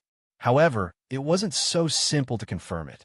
In his opinion, it was really hard to guess what this boss was thinking. However, since the other party didn't take the initiative to mention it, then he definitely wouldn't say a word. It's not the previous deal.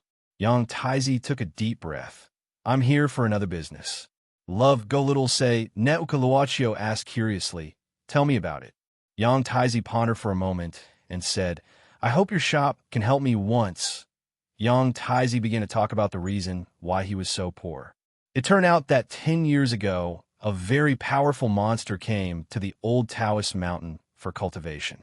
In modern times, only Yang Taizi and his disciple were left in the sect, which had been passed down for countless years. However, it was directly occupied by this powerful monster. After losing their mountain, the master and disciple found an ordinary mountain to settle down on. The old Taoist wanted to take back the Taoist sect passed down by his ancestors, so he tried every means to find the lost cultivation method. Later, Luoqiu gradually learned about the abnormal circle in this world. He also learned some modern abnormal creature situation from Yu Yi. Just like the most common traditional culture and crafts, the Eastern Taoists also walked on the path of decline. Cultivation was difficult and tiring. It was harder to find suitable people for cultivation. Environmental pollution made the situation of the Taoists not much better than that of the monsters. Although Yang Taizi was one of the declining branches in the Eastern Taoist circle, he was one of the few branches that still occupied a good cultivation environment. In an environment where everyone was in a dilemma, a few ferocious monsters would walk the path of slaughter and kill their own kind, or set their sights on these monks who still had ancient resources. It was said that every place had its own circle.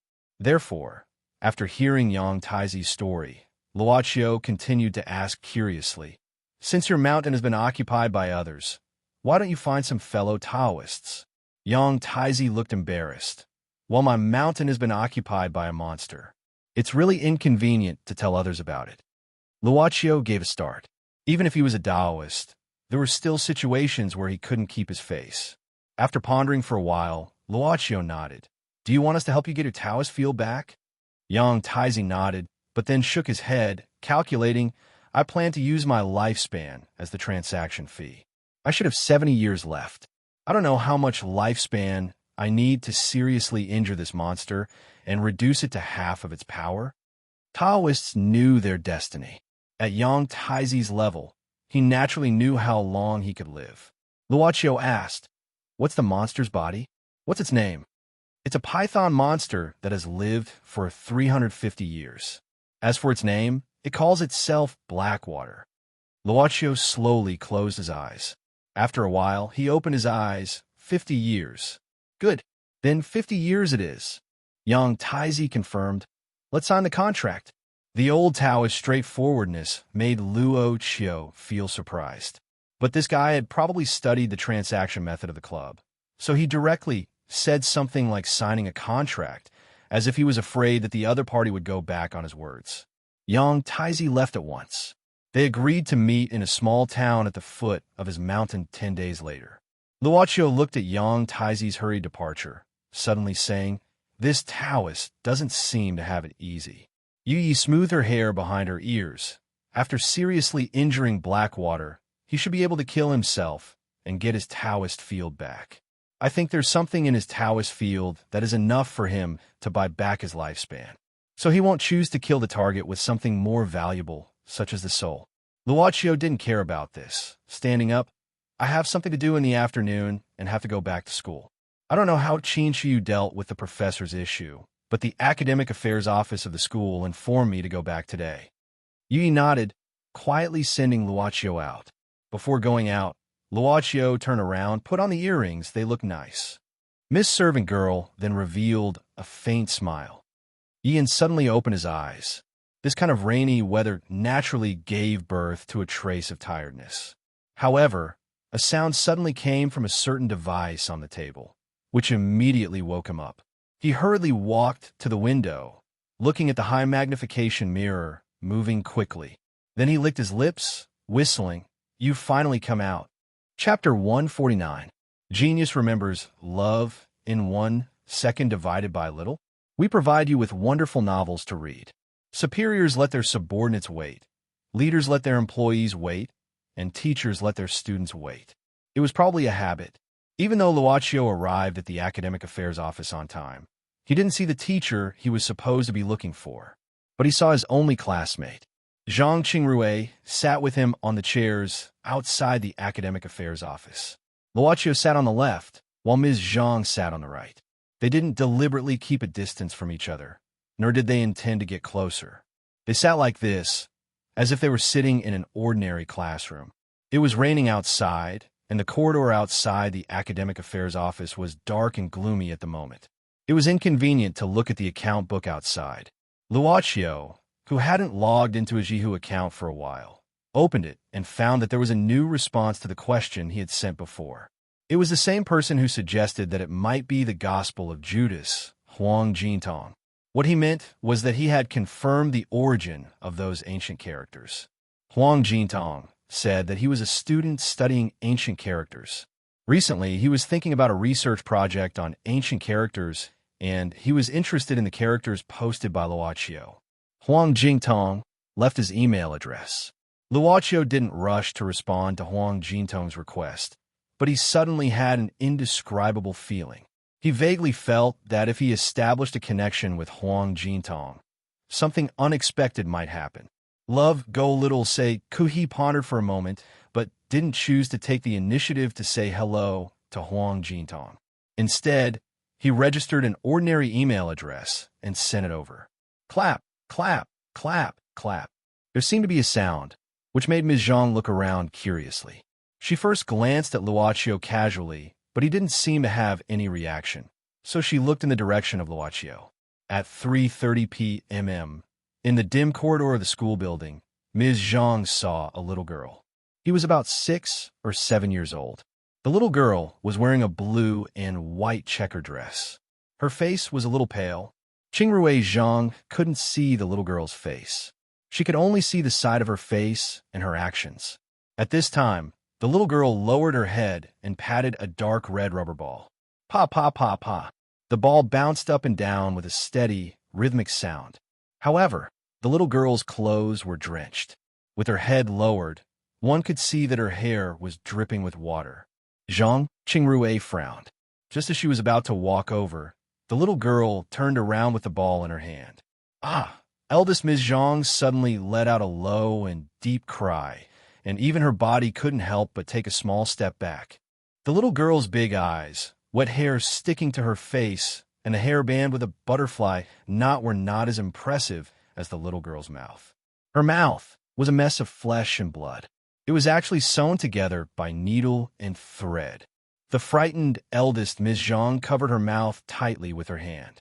However, in a blink of an eye, the little girl with her mouth sewn together was thrown away from her. Luochio, did you see that? Qingrui Zhang's face turned pale. She lowered her eyes and looked at Luochio on the other side of the chair. However, she saw that Luochio was still looking at his phone, as if he didn't raise his head. See what? Luochio didn't raise his head. Just now. Qingrui Zhang was stunned. She looked at the place where the little girl was just now. The floor should have been wet by the little girl's clothes, but now it looked dry. Qingrui Zhang suddenly felt a chill all over her body. In front of her eyes, the scene of the little girl's mouth being sewn together lingered in her mind. Sound. Didn't you hear anything just now? Luochio raised his head, looking at the front, the door of the teaching office. He stood up and said, I heard it. Let's go in. 2 students, come in. That was the voice of the teacher in the teaching office. Qingrui Zhang subconsciously looked at the inside of the teaching office. She had an impulse to say that it wasn't the teacher's voice. However, she swallowed the words back. She followed Luochio into the teaching office with full of thoughts. There was a teacher in the teaching office, surnamed Wang. Teacher Wang led the 2 students to a small room inside the teaching office and sat down. Teacher Wang was in her 30s. She wore glasses and had short hair. In today's age, women at this age could generally maintain themselves well as long as they took good care of themselves. Qingrui Zhang glanced at the ring finger of Teacher Wang's left hand. There was a shallow ring mark. It should have been taken off not long ago. The original color of her skin hadn't recovered yet. Did she just get divorced? These 2 days we receive a report from Professor Qin Fang's family. Teacher Wang said after a moment of silence, that is, your supervisor. According to his family, Professor Qin suddenly passed away due to a heart attack. We also received his death report. Zhang Qingrui frowned. She recalled the incident in the underground graveyard in Ulaanbaatar. At this moment, she thought of his family. How on earth did they get this death report? The only relative of the professor seemed to be Qin Shuyu. Miss Qin? We also feel very sad about Professor Qin Fang's death. But a dead person can come back to life. Although you 2 are his students, don't be too sad. Teacher Wang said slowly, the reason why I called you 2 here today is to listen to your opinions. Teacher Wang said, the 2 of you should understand your own specialization. The school has arranged it like this. We can help you transfer to another major. If you transfer, we can provide supplementary courses for you 2 during the summer vacation, so that you 2 can catch up with the learning progress in the next semester. Luochio asked, is there any other arrangement? Teacher Wang nodded. In addition, we'll try our best to arrange a new teacher for you. Although you're in the 2nd grade, in view of your specialties, you're basically led by a supervisor. The 3rd and 4th grade students are now led by other supervisors to carry out some research in other places. Or let the 1st grade teachers lead you. We can communicate with them as much as possible. Otherwise, I'm afraid we can only wait to hire a new teacher. But this way, it will take a longer time. Teacher Wang smiled. Of course, the school will also give you time to consider. Luochio nodded. Zhang Qingrui suddenly said, Teacher, that thing. Chapter 150. Genius 1, Second Remember Love, /go/little. Sure, Net provides you with wonderful novels to read. Ever since Zhang Qingrui came in, she had been absent-minded. Now that she suddenly asked about the cupboard and the ball in it, Mr. Wang was stunned. "Student, what's wrong with the ball?" Wang Xing's female teacher asked in surprise. Zhang Qingrui shook her head. "Nothing, I just feel that the ball doesn't match here." The cabinet was filled with all kinds of awards and medals, but there was a very old-looking ball mixed in. Naturally, the style was a little different. Teacher Wang didn't seem to care about it, but she was also confused. "Was there a ball here? What's the matter?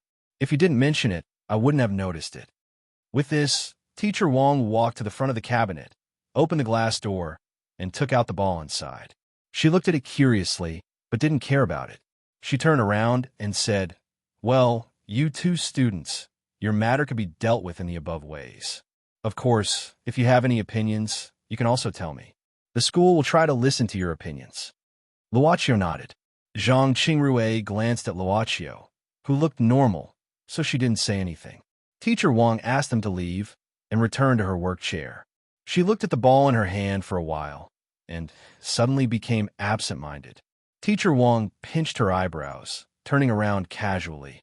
"Old he, have you seen this ball? It's in the cabinet in the reception room. Is it here?" She turned around completely, looking at the desk behind her, but found no one here. Teacher Wang was stunned, thinking that maybe they went out to do something. Did they all go out? She looked around the office again. There were only 4 desks, but she was the only one here. Teacher Wang glanced at the clock on the wall. 4:00 in the afternoon. She shrugged, casually placed the ball under the chair, turned on the computer, and began to concentrate on her work. At this moment, the ball on the ground rolled silently all the way out of the office. After coming out of the teaching office, Ms. Zhang was still in a trance. She thought about the ball and the strange scene she had seen. She thought that she had probably seen something unclean again. Why again? Ever since she returned from the underground tomb palace, there would be more people in her line of sight. To be more precise, they were people that others could not see. It was like opening the door to a new world, whether it was at home or on the way to the shop of Guyu Zhai. There weren't many of them.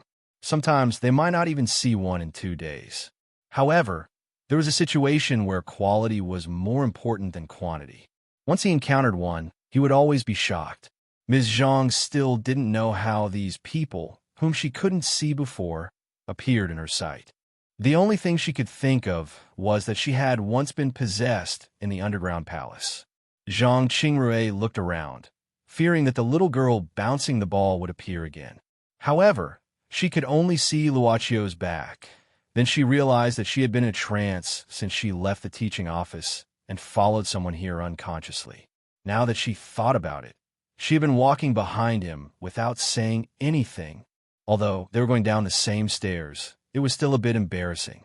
He shouldn't have seen the little girl. Ordinary people. Love go shall, say, W. Chu Zhang Qingrui took a light breath. Luochio, what are you going to do?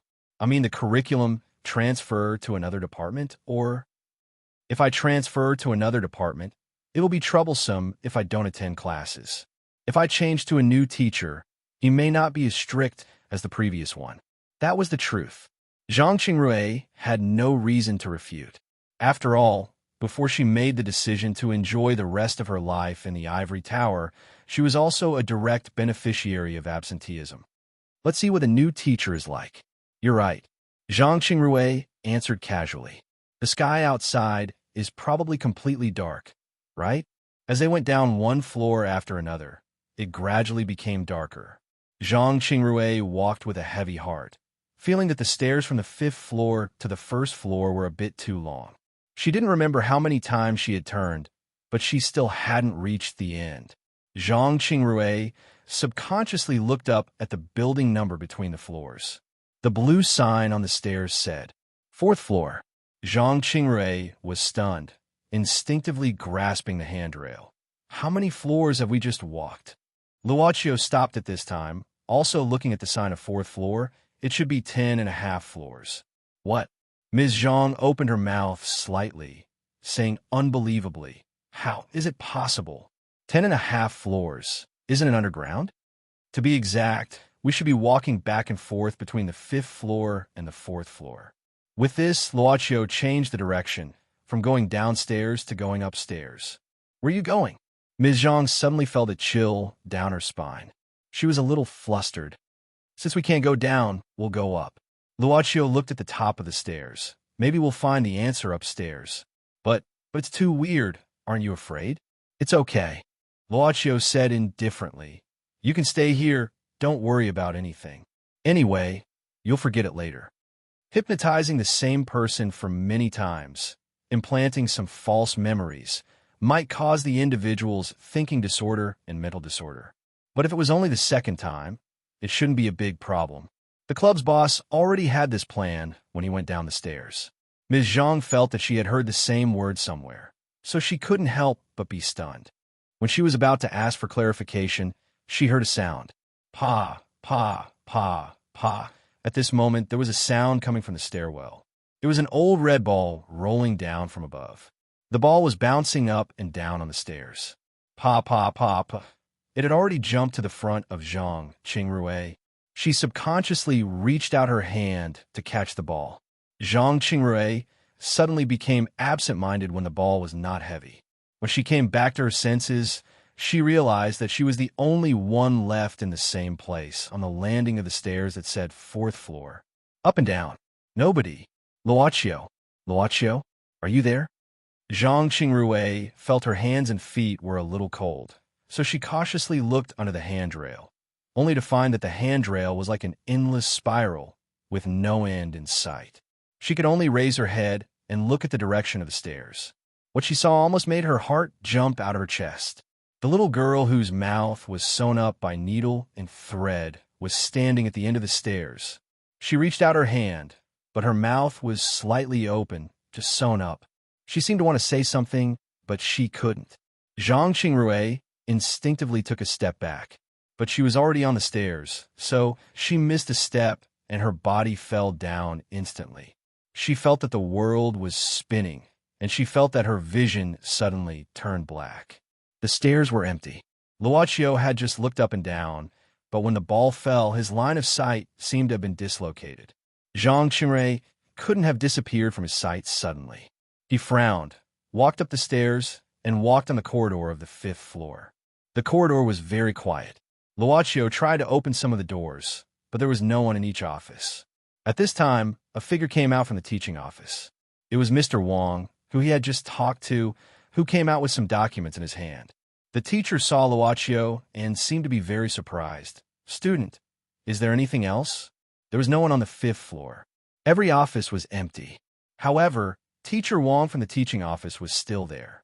Luocio said, Nothing. I just remembered that I might have left something inside.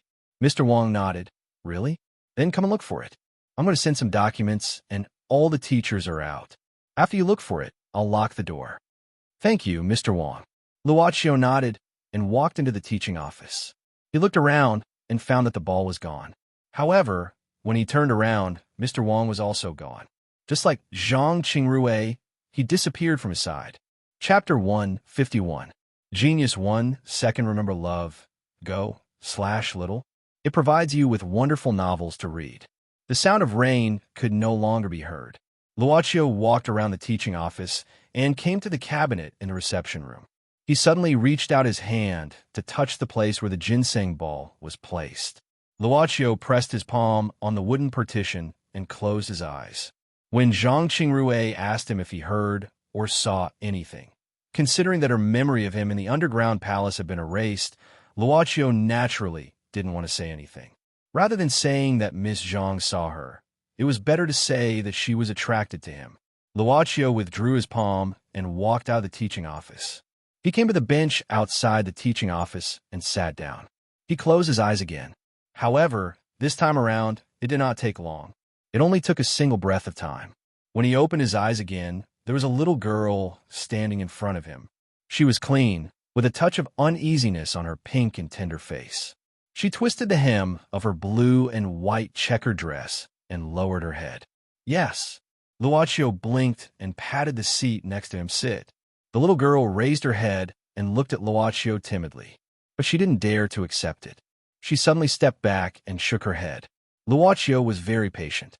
He patted the seat next to him again and said gently, "Sit." The little girl hesitated for a moment and then moved her feet in small steps. Her small eyes sized up this big brother with uneasiness before she sat down. But the little girl still lowered her head after sitting down. "Yes." Luochio looked down at her and asked softly, "Did you play a prank?" The little girl shook her head and still didn't speak. Luochio thought for a while and said, "Then who did it?" At this time, the little girl slowly raised her head and suddenly said, "Big brother, can you save my sister?" Luochio was silent for a while. Then, he reached out and stroked the little girl's head. "Aren't you afraid of disappearing?" She raised her head and said firmly, "I'm not afraid. Give me your hand." Luochio stretched out his hand and placed it on his leg. He opened his palm towards the little girl. "Let me see how I can save your sister." Her little hand slowly reached into Luochio's palm, and the little girl and Luochio closed their eyes together. There were cries of terror, as well as screams of agony. Every time, the sharp steel needle connected to the fishing line pierced through his lips. Every time, it pierced through his lips. Every time, it pierced through his lips. In front of him was a gaze that had completely lost all reason. A man's face was crazy. At first, it was just a steel needle and a fishing line. Gradually, the face of a man with madness began to appear in the darkness. Then, the man's palm that was holding the steel needle gradually became clear. The steel needle was pierced through again and again. After that, the fishing line on the needle hole began to pull crazily. The fishing line passed through the upper and lower lips quickly and crazily. The continuous pain caused by the fishing line was several times more severe than simply being pierced through by the steel needle. A tearing pain instantly spread to the whole body, but the steel needle pierced through again. Who asked you to be disobedient? Who asked you to only cry? Who asked you to cry? Who asked you to be disobedient? Who asked you to only cry? Don't cry. Don't cry. Shut up. Shut up. Shut up. Shut your mouth. Bitch. Shut up. Zhang Qingrui suddenly woke up with cold sweat all over her body. The pain of being pierced by the steel needle seemed to be branded in her nerves. "You? What happened to you?" Classmate. Zhang Qingrui calmed down and found that she was no longer alone. Although she was still in the mezzanine of the stairs, the person beside her was Teacher Wang from the teaching office. She couldn't tell what she had just seen.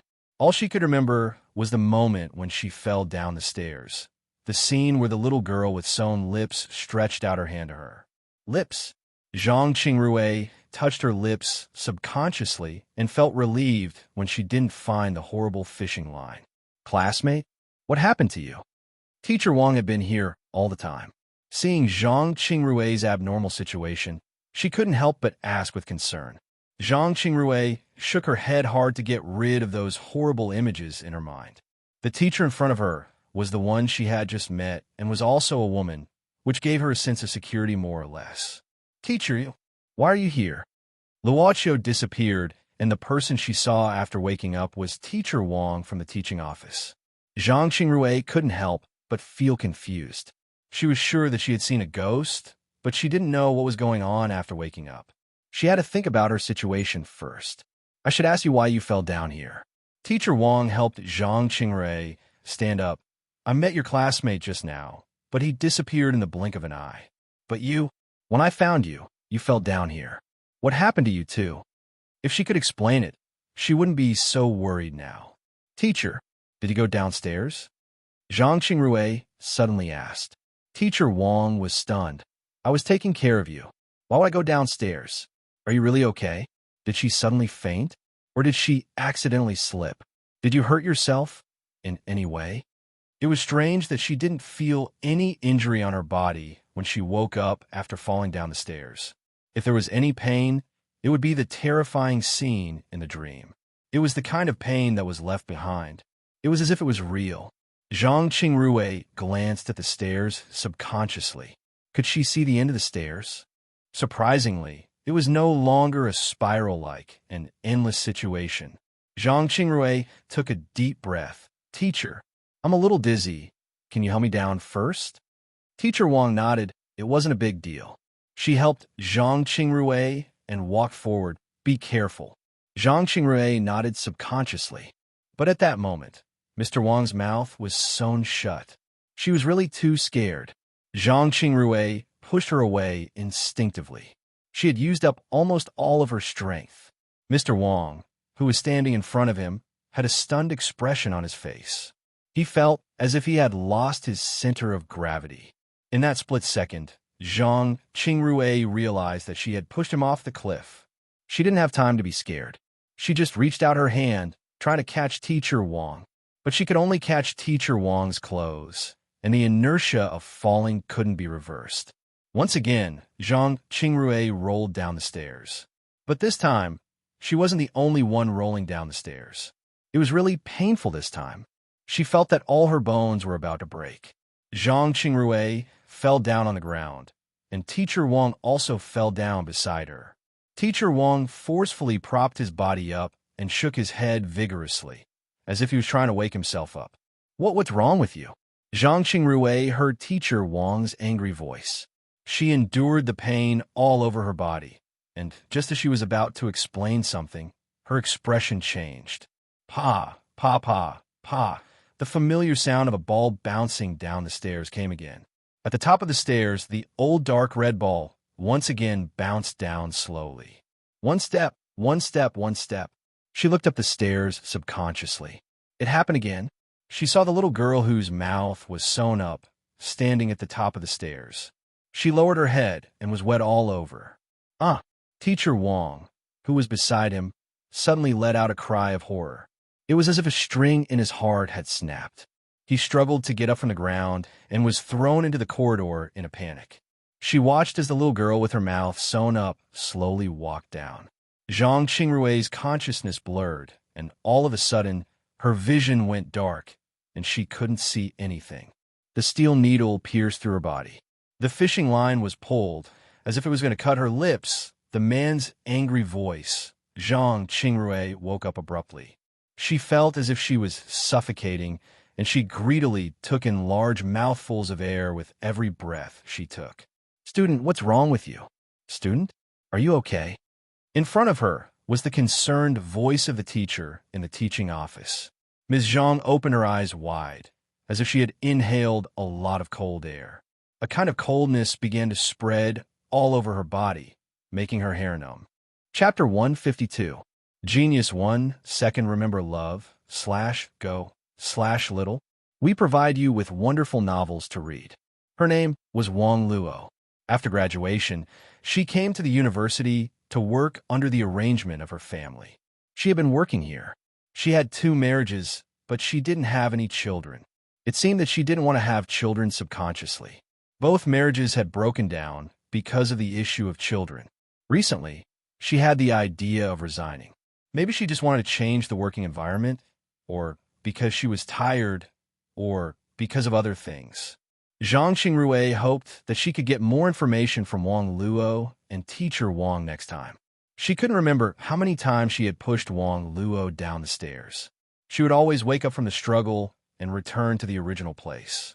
When she opened her eyes, she would see Wang Luo again. Then, involuntarily, she would let Teacher Wang Luo help her down the stairs. She would push her down the stairs. Every time, she only had about 10 seconds. In the end, she would say, Teacher, I don't feel well. Can you help me down? Every time, she would feel guilty and painful.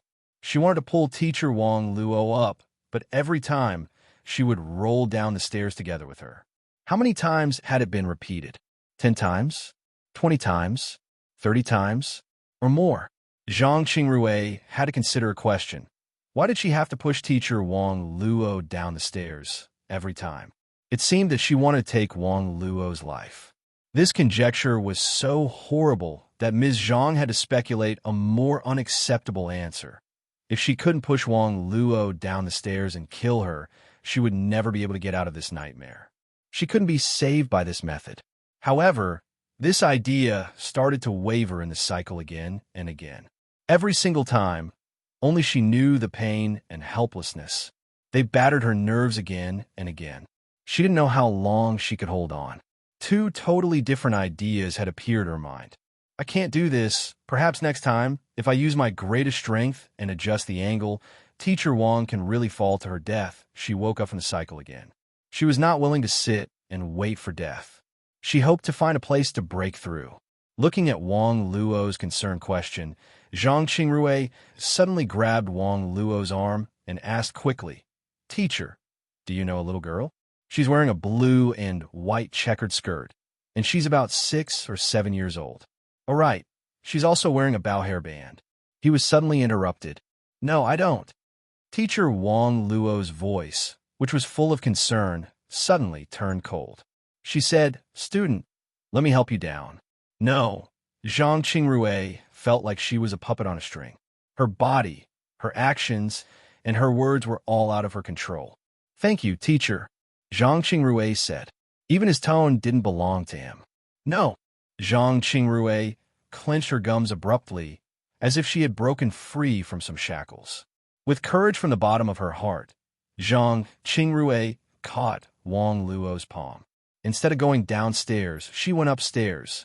Wang Luo didn't react to the sudden change. She was pulled up the stairs after a few steps. Wang Luo couldn't help frowning. "Student, what are you doing?" "Teacher, I don't have time to explain. The most important thing is that I don't want you to die like this." Zhang Qingrui didn't look back. Since she couldn't go downstairs, she would go upstairs to have a look. Perhaps she would know the answer. She remembered what her only classmate in her class had said. "Wait, student, what did you say just now? What died?" In the corridor, Qingrui Zhang's face was pale. She said quickly, "I don't know. I only know that I, the teacher, and the student just now have all fallen into a strange situation. We have no way to get out. Just now, I'm afraid I would push you down the stairs. But before that, I've tried dozens of times." "Are you kidding, student?" Teacher Wang Luo frowned, thinking that this female student was crazy or deliberately teasing her. "It's true. I don't know if teacher has any impression, but every time, I remember it clearly." Zhang Qingrui said hurriedly, Everything is because I saw that girl." All of a sudden, Ms. Zhang's face became abnormally frightened. Looking at the change of Zhang Qingrui's expression, Wang Luo turned her head subconsciously. In a long, dim corridor, a figure came gradually, accompanied by a sound that wasn't footsteps. It was the sound of a fire extinguisher dragging on the floor. That person dragged 2 fire extinguishers, with a piece of black cloth on his body. He came closer step by step, lowering his head, and his hair was unusually messy. Wang Luo couldn't see clearly what he looked like. Suddenly, this person threw out a bottle of fire extinguisher toward Zhang Qingrui and Wang Luo. The fire extinguisher did not hit the two of them. Instead, it hit a window next to them. Bang! In an instant, the broken glass shot out in all directions. Zhang Qingrui and Wang Luo exclaimed at the same time. Wang Luo got angry at once. "Who are you? Are you crazy?" However, it seemed to have provoked the monster's anger. The monster raised another fire extinguisher and let out a strange, loud noise. Then, it charged at the two of them like a madman. Why did another freak come out suddenly? Ms. Zhang really didn't know what had happened to her today. She could only turn around with Wang Luo and try to escape from this place, at least from this weirdo who suddenly attacked them without saying a word. Bang! Bang! Pa! Outside the corridor, there were constant sounds of knocking and glass breaking. Hiding in an office, Zhang Qingrui and Wang Luo stuck out their heads cautiously, looking at the freak who kept smashing the doors and windows with a fire extinguisher, searching from one office to another, which made them tremble with fear. Phone! There was no signal at all. Even the internal telephone of this office couldn't be used now. The windows of the office couldn't be opened at all, and it seemed impossible to shout for help. Most importantly, there was not a single extra person on this floor. Bang! The glass suddenly broke and fell from the top of their heads. Zhang Qingrui and Wang Luo covered each other's mouth, making no sound. They curled up their bodies, trying their best to stick to the wall below the window, for fear of being discovered by the freak standing outside the window. Bang! It was the sound of something being smashed in another place, but fortunately, the footsteps had begun to fade away. Zhang Qingrui and Wang Luo still didn't dare to speak. Until the footsteps went away, they stuck out their heads and looked around the corridor. He has searched this place. He won't come back for the time being, Wang Luo said with a trembling voice. Zhang Qingrui didn't dare to judge. Wang Luo smiled bitterly. Just now you said we were in a strange environment. Now it seems to be right. Teacher, think about it. How could there be a window that can't be opened? How could there be no one on this floor and no phone call? Wang Luo took a deep breath, saying suddenly, just now you said you pushed me downstairs for many times. It should be true, right? Zhang Qingrui nodded. As if being trapped at the same time and being threatened by the same target, the two who were in a state of distress suddenly became closer. I've tried many times, but no matter what, I can't get out of this 5th floor. No matter how I walk, I always return to the 5th floor. Then they became silent. Not knowing how long had passed, Wang Luo suddenly took a deep breath, raising her head and looking at the gloomy weather outside the office window, saying suddenly, when I was young, I had the same experience, being chased by a man. No matter how I tried to escape, I couldn't. In front of me, there was only darkness and despair. Zhang Qingrui gave a start. She didn't know why Wang Luo suddenly mentioned this. Perhaps it had something to do with the freak holding the fire extinguisher? Chapter 153. Genius 1 Second Remember Love /go/little. We provide you with wonderful novels to read. Wang Luo was not the biological daughter of her parents, but was adopted. At that time, my father was laid off and stayed at home. He should have been out of work for about a year. All of a sudden, the burden of the family fell onto my mother's shoulders. It was not easy for women in that era.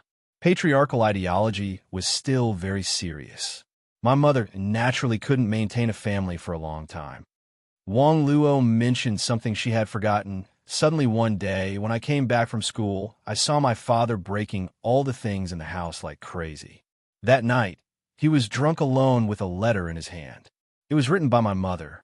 Actually, it's more appropriate to call a note, because there were 3 words I'm leaving on it. Later, I heard a lot of rumors. Some said my mother married an overseas Chinese who returned from abroad.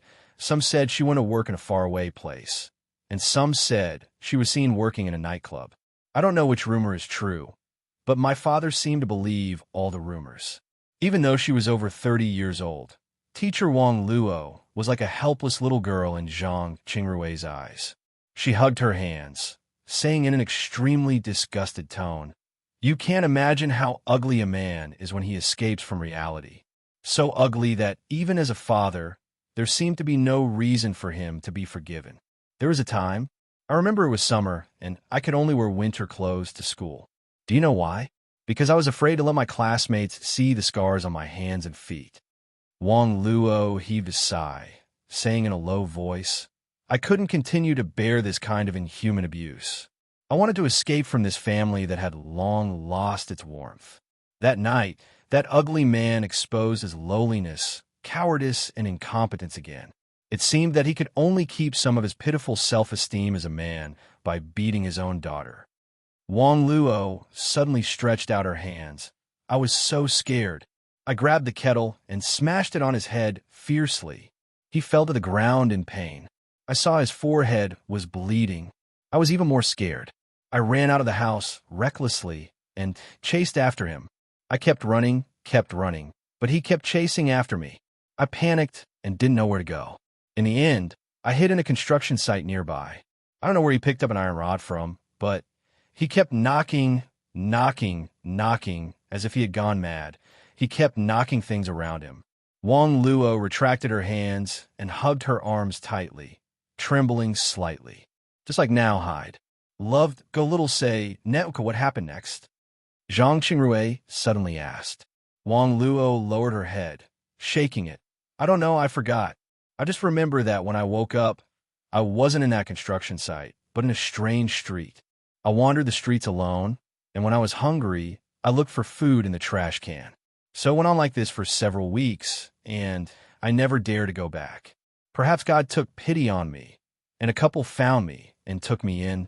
I didn't dare to mention anything about my family, so I let them send me back. I pretended that I didn't remember anything.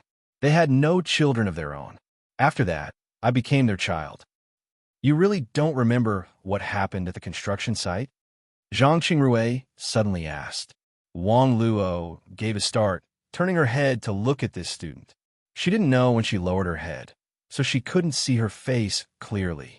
This made Wang Luo feel uneasy. I don't know. I can't remember. Wang Luo said subconsciously. You forgot. Zhang Qingrui raised her head abruptly, stretching out her hands at the same time, strangling Wang Luo's neck. The terrifying strength made Wang Luo feel incomparable pain at once. However, the scene in front of her made Wang Luo feel as if she had fallen into ice. Zhang Qingrui's beautiful eyes suddenly became slanted. Her hair had become disheveled at some point, and her lips had become a bloody mess. She wanted to open her mouth, but the crisscrossing fishing lines above her mouth prevented her from doing so. It could only open a gap with a large number of interlaced fishing lines. Pain, fear, panic, despair. In a flash, numerous emotions began to pour into Wang Luo's mind. Like a merry-go-round, fragmentary fragments began to flash in Wang Luo's mind. Wang Luo saw the ugliest face, her biological father's face. His hands, his fierceness, his crimes. One after another. Steel needle and fishing line. Wang Luo struggled crazily, her legs kicking on the ground. No matter how she struggled, she couldn't get rid of the opponent's hands. Huh! Suddenly, there was a knocking sound. The door of the office was kicked open, and the weirdo who dragged the fire extinguisher had already walked in. The fire extinguisher smashed towards the two at the same time. The abnormal Zhang Qingrui loosened her hands at once, while Wang Luo's legs exerted force and moved backward. Seeing the abnormal Zhang Qingrui suddenly rushing towards the weirdo and pushing him to the wall, Wang Luo suddenly quivered, rolling and crawling out of the door subconsciously. Why did you stop me? Zhang Qingrui, who was squeezing the weirdo's neck from the mouth full of fishing lines, had a gloomy face full of black air. A little girl asked me to save her elder sister. That weirdo didn't seem to feel the pain of being squeezed at all. He loosened the black cloth on his body and reached out to grab Zhang Qingrui's arm, saying softly. When she asked me, her eyes were firm, but when I grabbed her hand, I think she was more scared than you.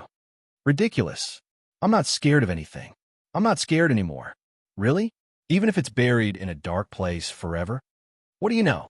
The mouth that was sewn by the fishing lines suddenly opened to the extreme, but still couldn't get rid of those crisscrossing fishing lines. While the blood burst out, a thick black smoke suddenly came out from Zhang Qingrui's body, crazily wrapping around. It wrapped around the club boss who had just agreed to a little guest's request not long ago. Where was this place? She didn't know where this place was. Perhaps it was only one of the offices on this floor. Wang Luo, who was in a panic, didn't know where she had bumped into. She hid at the side of the sofa, hugging her own body in horror. Her messy hair hung down, blocking most of her sight. The great fear seemed to pull her back to that night more than 20 years ago in an instant. She seemed to be the same, hiding in the shed of the construction site. She muttered to herself, "Don't be afraid, don't be afraid. He can't see, he can't find, don't be afraid, don't be afraid." The more she trembled, the more she wanted to comfort herself. "Don't be afraid, don't be afraid. I'll protect you. Little Exen, sister will protect you. Don't be afraid, don't be afraid." She opened her arms subconsciously, as if she wanted to put something into her embrace. However, she looked at the empty space beside her. She looked at the arm that she wanted to hug, but stopped in the air. She had completely lost her target. She suddenly remembered everything. That bastard. Did he hit you again when I wasn't at home? Today he missed 2 hits. That bastard. Even if he hit me, you're only 6 years old, bastard. Does it hurt? Sister will apply some medicine for you. Little Exent, it doesn't hurt because sister will come back. Little Exent, ball. How come? Shoo, I took it back secretly from school. Don't tell others, okay? Yes, yes. This is little Xian's treasure. Sister is the best. Let's play together. Not today. If we don't work, we'll be beaten later. When the school holidays, let's finish our work early and then play together secretly. Okay? Yes, pinky swear. Pinky swear hang 100 years. Liar's a puppy. Okay. Pinky swear hang 100 years. Little Xian is a puppy. Sister is a puppy. Hee. Little Xian, let's escape. We can't stay here anymore. Otherwise we'll be beaten to death. But what if we're caught? Dad is so fierce. It's okay. Sister will protect you. I will definitely protect you. It's okay. It's okay. He won't be able to find us. Don't make a sound. He won't be able to find us. Sister, I'm scared. Don't be scared. Sister is here. Sister is here. My ball is gone. Ball? Don't worry about it. Wait a moment. Sister will get you more beautiful ones. No, my rubber ball, that was given to me by my sister. We agreed to play ball together. Little Xian found you. Little bastard. You actually ran away. You actually dare to hit me. Little bastard. I'll kill you. Sister, save me. Sister. Sister, where are you? Sister. Chapter 154. Genius 1. Second, remember, love, divided by, go divided by little. Say net, providing you with wonderful novels to read. The black gas as thick as ink wrapped around Luocio's body. Love, go, little, say, W. Chew the accumulated pain, fear, resentment, and despair for many years couldn't invade Luocio's body. Luocio waved his arm, looking at Zhang Qingrui in front of him, looking at the other individual releasing the black gas in her body. The despair began to retreat from Luocio, while the resentment on Zhang Qingrui's face grew stronger. My classmate has been unlucky recently. This should be the second time she's been possessed, Luocio suddenly said. While he was speaking, the black gas had been absorbed into Zhang Qingrui's body. Of course, it wasn't the will of the individual in her body, but the thought of the club boss. I don't care. You're holding someone else's body, and you don't care? I don't care.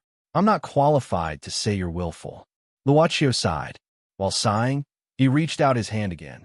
Under his thought, Zhang Qingrui, who was attached by the strong resentment, couldn't move at all. What do you want to do? Let me go. I'm going to find that woman. I'm going to find her. She lied to me. She promised me that she would protect me. But, no buts, not only that. Luocio said indifferently, it should be 37 times. You didn't really do it 37 times, did you? I didn't. His hand finally reached to Zhang Qingrui's face, right beside her lips. Luocio's finger gently stroked Zhang Qingrui's lips. Those connected fishing lines, however, broke one by one at this time. Every time a fishing line broke, the strong resentment on her body would fade away bit by bit. When the last fishing line was completely broken, the resentment was like ink that had been dissolved in water for a long time, becoming completely insignificant. Luocio said softly, "It's just that we can't wait for her to come out, right?" As he said this, he pulled Zhang Qingrui's arm and pulled it with a little force. Then a small figure was pulled out of Ms. Zhang's body, indifferent and transparent, as if it would disappear at any moment. It was that little girl whose entire body was drenched, her mouth sewn shut, and now her mouth was open again.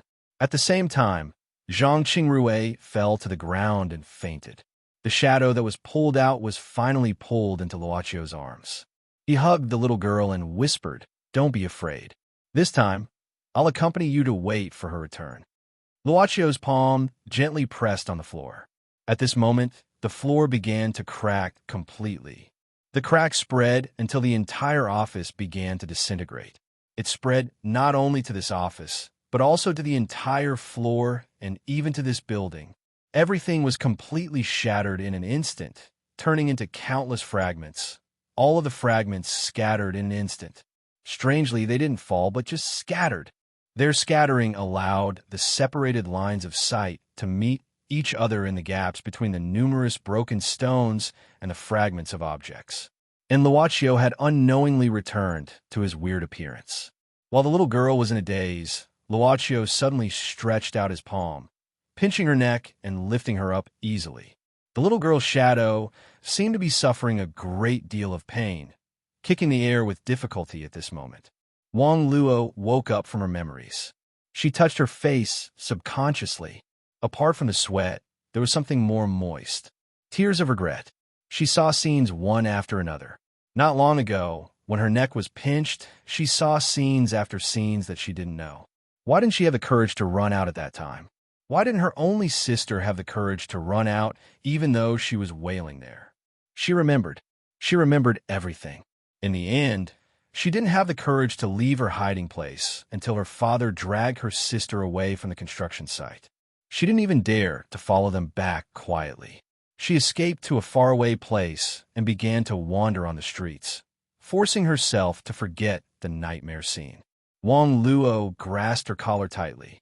Unimaginable self-reproach, pain, and regret began to spread here. At this moment, the surroundings suddenly cracked open and shattered into countless fragments of various sizes. However, no matter what, they did not fall, nor did they scatter further away.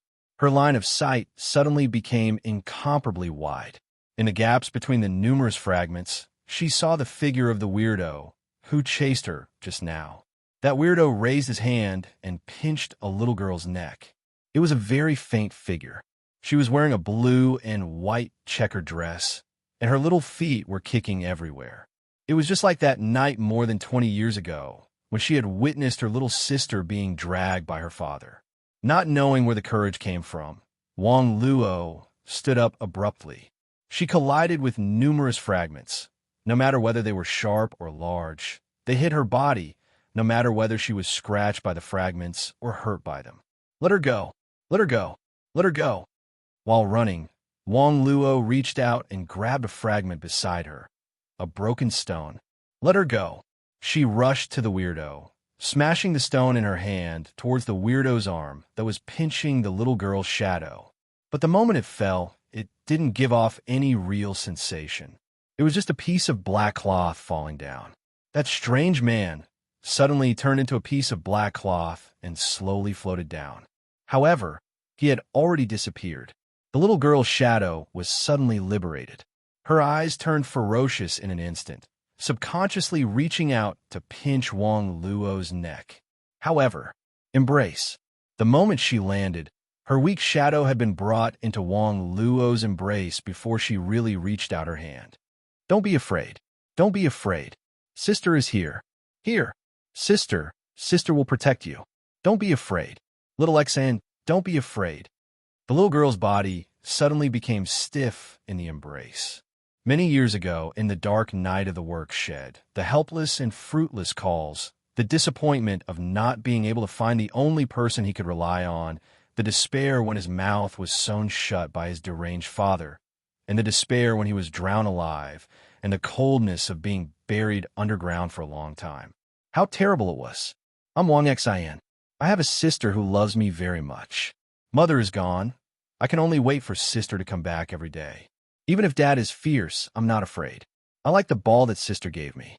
Why doesn't sister come out? I can't tell you where sister is hiding. Will dad beat sister to death? Little Xian can't say. It's so painful. Don't sew my mouth, dad, don't. Sister, where are you? It's so dark here. Little Xian can't see anything. I don't know when it started, but I want sister to come back to accompany me. I want sister to be like me. Why only sister can be saved? Why don't you kill sister? Little Xian is really painful, very painful. Sister, can you feel it too? It's really painful. I'm Wang Xian. I have a sister who loves me very much. I'm buried underground by dad. Am I dead? I don't know, but I don't know when it started. There seems to be another little Xian in my heart. Little Xian doesn't like this little Xian in my heart because she hates sister very much. The little Xian in my heart told little Xian that she wants to kill sister so that sister can accompany little Xian all the time. But little Xian doesn't want to. His elder sister would definitely be very scared, just like little Xian now, buried under the ground, so cold, so dark. She was really, really scared. But gradually, she didn't feel cold anymore. She felt the increasing strength in her embrace, listening to the heartbeat and the constant warmth when they slept together many years ago. The little girl's stiff body suddenly became soft. She timidly put her arms around Wang Luo's body, listening to Wang Luo's words that could make her feel at ease. Her figure faded away bit by bit. The last bit of resentment also disappeared in this late embrace. "Sister, I still want you to be my sister in the next life. Little Xen." The figure in her arms disappeared. Wang Luo looked around absent-mindedly, trying to find her existence and her authenticity. However, she raised her head, looking at the broken teaching building above the sky. In the gloomy sky above the numerous broken stones, there seemed to be something rising slowly. That was a wisp of light, like a star, flashing to the sky. Wang Luo looked at these stars, gradually losing her mind. In a complicated and large amount of broken stones, Luoqiu looked at the little girl whose hand was held by him. She was still so clean. The blue and white plaid skirt looked extraordinarily simple. Luoqiu squatted down, arranging the hairband on the little girl's head, asking softly, "Dear guest, are you satisfied?" The little girl looked at Wang Luo in the distance, suddenly revealing a trace of clean and pure smile. She handed the rubber ball to Luoqiu. "Thank you, big brother." The little girl suddenly kissed Luoqiu's face, turning around. The little girl turned around, running towards Wang Luo. Her back gradually faded and became transparent. Perhaps she had run to Wang Luo's side, or perhaps she didn't, disappearing from Luoqiu's sight. Taking a deep breath, Zhang Qingrui opened her eyes at once. The familiar stairs, the familiar light and darkness, and the familiar back, Luoqiu's back. He was going down the stairs, and she was in the mezzanine of the stairs, between the 5th and 4th floor. "Luoqiu, when did you appear?" Ms. Zhang asked subconsciously. Luoqiu turned around, glancing at Ms. Zhang expressionlessly. "When did I disappear?" No, just... She wanted to talk about the things she had experienced, but didn't know where to start. Just like what she had been in contact with, Luoqiu just said indifferently, "If there's nothing else, I'm leaving." Zhang Qingrui wanted to say, "Wait a minute."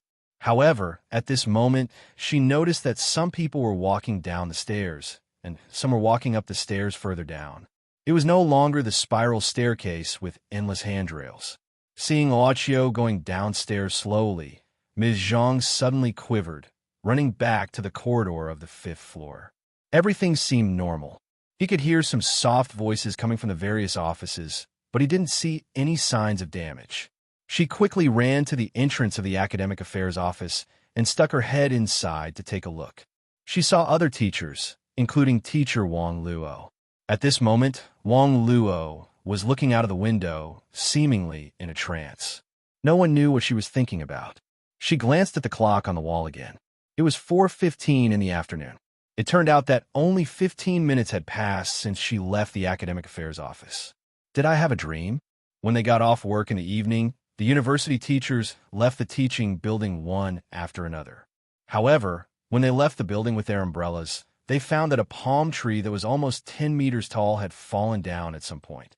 It was probably because of the strong winds that had been blowing for the past few days. The tree was blown down by the wind of the typhoon. Fortunately, it didn't hit anything. The teachers from the teaching staff office quickly contacted someone to deal with the blown-down palm tree. At night, the workers in charge of cleaning up dug out a skeleton from the bottom of the palm tree.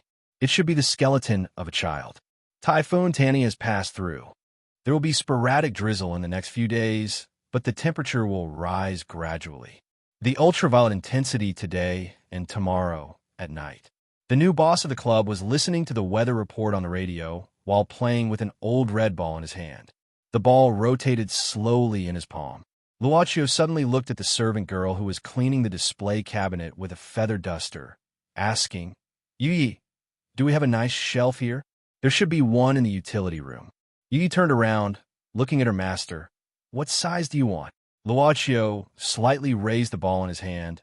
"I want to put it on the display window." "Ball?" The servant girl slightly widened her eyes. Luoqiu whispered, "It's a treasure." Yin yin yin yin. Chapter 155. Genius remembers love in 1 second divided by little. We provide you with wonderful novels to read. Chung Yun shook off the water on his umbrella downstairs, glancing at the current weather gloomily. Love, go little, say, W. Shouldn't they say the typhoon had passed by? This morning there was a quick storm, but now the sun was out. The rain in the entire city began to evaporate, filling the air with a sultry and humid feeling. Chung Yun quickly entered the 9 o'clock lobby, and then walked into the elevator. In order to show the star rating of the hotel, it was specially designed as a sightseeing elevator. The elevator slowly went up, and soon Chung Yun could see a large area of the city. He subconsciously thought about the internal affairs of the Zhong family. It seemed that the second young master was determined to develop here. As for the old master, he still hadn't returned to the villa in the capital. The old master declared to the Zhong family that this place was suitable for him to recuperate. If he went back to the capital, he wouldn't be able to smell clean air all year round. This was true, but whether this was the real reason, Chung Yun had always maintained a wait-and-see attitude. As for the eldest young master, he had returned to the capital to take care of the family business, and the third young lady had left with her parents earlier. Therefore, instead of saying that the old master stayed here to recuperate, it was better to say that it was because the second young master was here. Chung Yun had always known that the eldest young master Zhong Luoyun had great ambition to become the future leader of the Zhong family, so he didn't feel strange when he saw Zhong Liyun's gloomy face when he left that day. Second young master, it's done. In a VIP suite on the upper floor of the hotel, Chung Yun handed the document to Zhong Luoqin. The second young master of the Zhong family smiled lightly. Good speed. Chung Yun didn't immediately take the credit, but said with a calm expression, Fortunately, Lin Gung's uncle jumped out, so it was done so quickly. If it wasn't because Lin Gung's uncle saw that Lin Gung was in a vegetative state and the chance of waking up was almost zero and wanted Lin Gung's property, we wouldn't have been able to get the control of Heaven's Shadow Entertainment through this clown so quickly. That's all for now. Zhong Luochun didn't even open the document and just casually placed it on the table. He walked to the floor-to-ceiling glass window in the room and pulled open the curtains. The view from here was naturally different from the view from the elevator. Zhong Luochun clasped his hands behind his back and said, I'm not interested in starting from scratch. Heaven's Shadow Entertainment has a pretty good foundation. Chung Yun nodded and suddenly sighed. It's a pity that the pillar of sky shadow, Tu Jaya, is missing. Rumors say that it has something to do with Lin Gung taking drugs and becoming a vegetative person. She might even be the one who did it. That's why she's hiding now. Zhong Luochun said indifferently. What is a celebrity? In my opinion, no matter if it was due to hard work or luck, in the end, it all depended on capital. Besides, my focus isn't really on the film and television industry. Second young master? Chung Yun was stunned. It was as if he had seen a dormant lion suddenly open its eyes. Zhong Luochun said indifferently, Our country has a lot of people. It doesn't matter how popular the movies are. How can they compare to the direction of public opinion? The so-called fool, isn't it just fooling the people? The power of the pen will always be much sharper than you can imagine. He turned around and leaned against the city, saying with a smile, A media empire is much more successful than a film and television empire.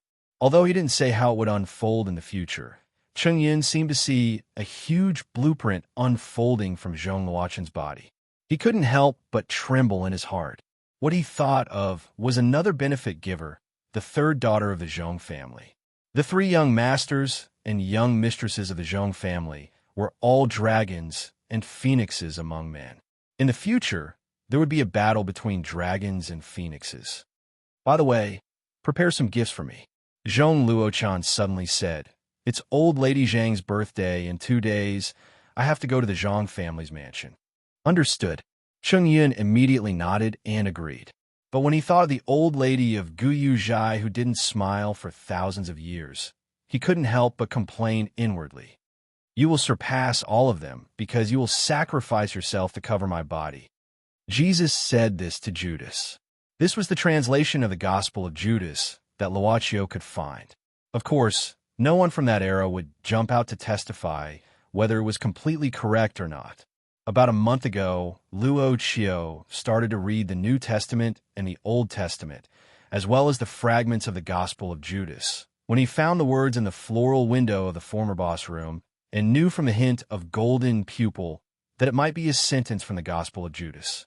This seemed to be the clue to the former boss's age, which was much older than Yi knew. However, the clue seemed to be cut off at the beginning of the Gospel. To study the character of Judas in the Gospel, one couldn't simply read the New Testament and Old Testament to brag about it. Luo had inherited the club for about 2 months. Now, his lifespan had become abundant after many transactions. He was a very patient person. When he was young, he used to be lively and active. His patience was probably cultivated by living alone for a few years. Somehow, Luo didn't think that it was just a coincidence that he found this text in the former boss's room. After the former boss lost the club, where was he now? Once the club changed hands, what would happen as the boss?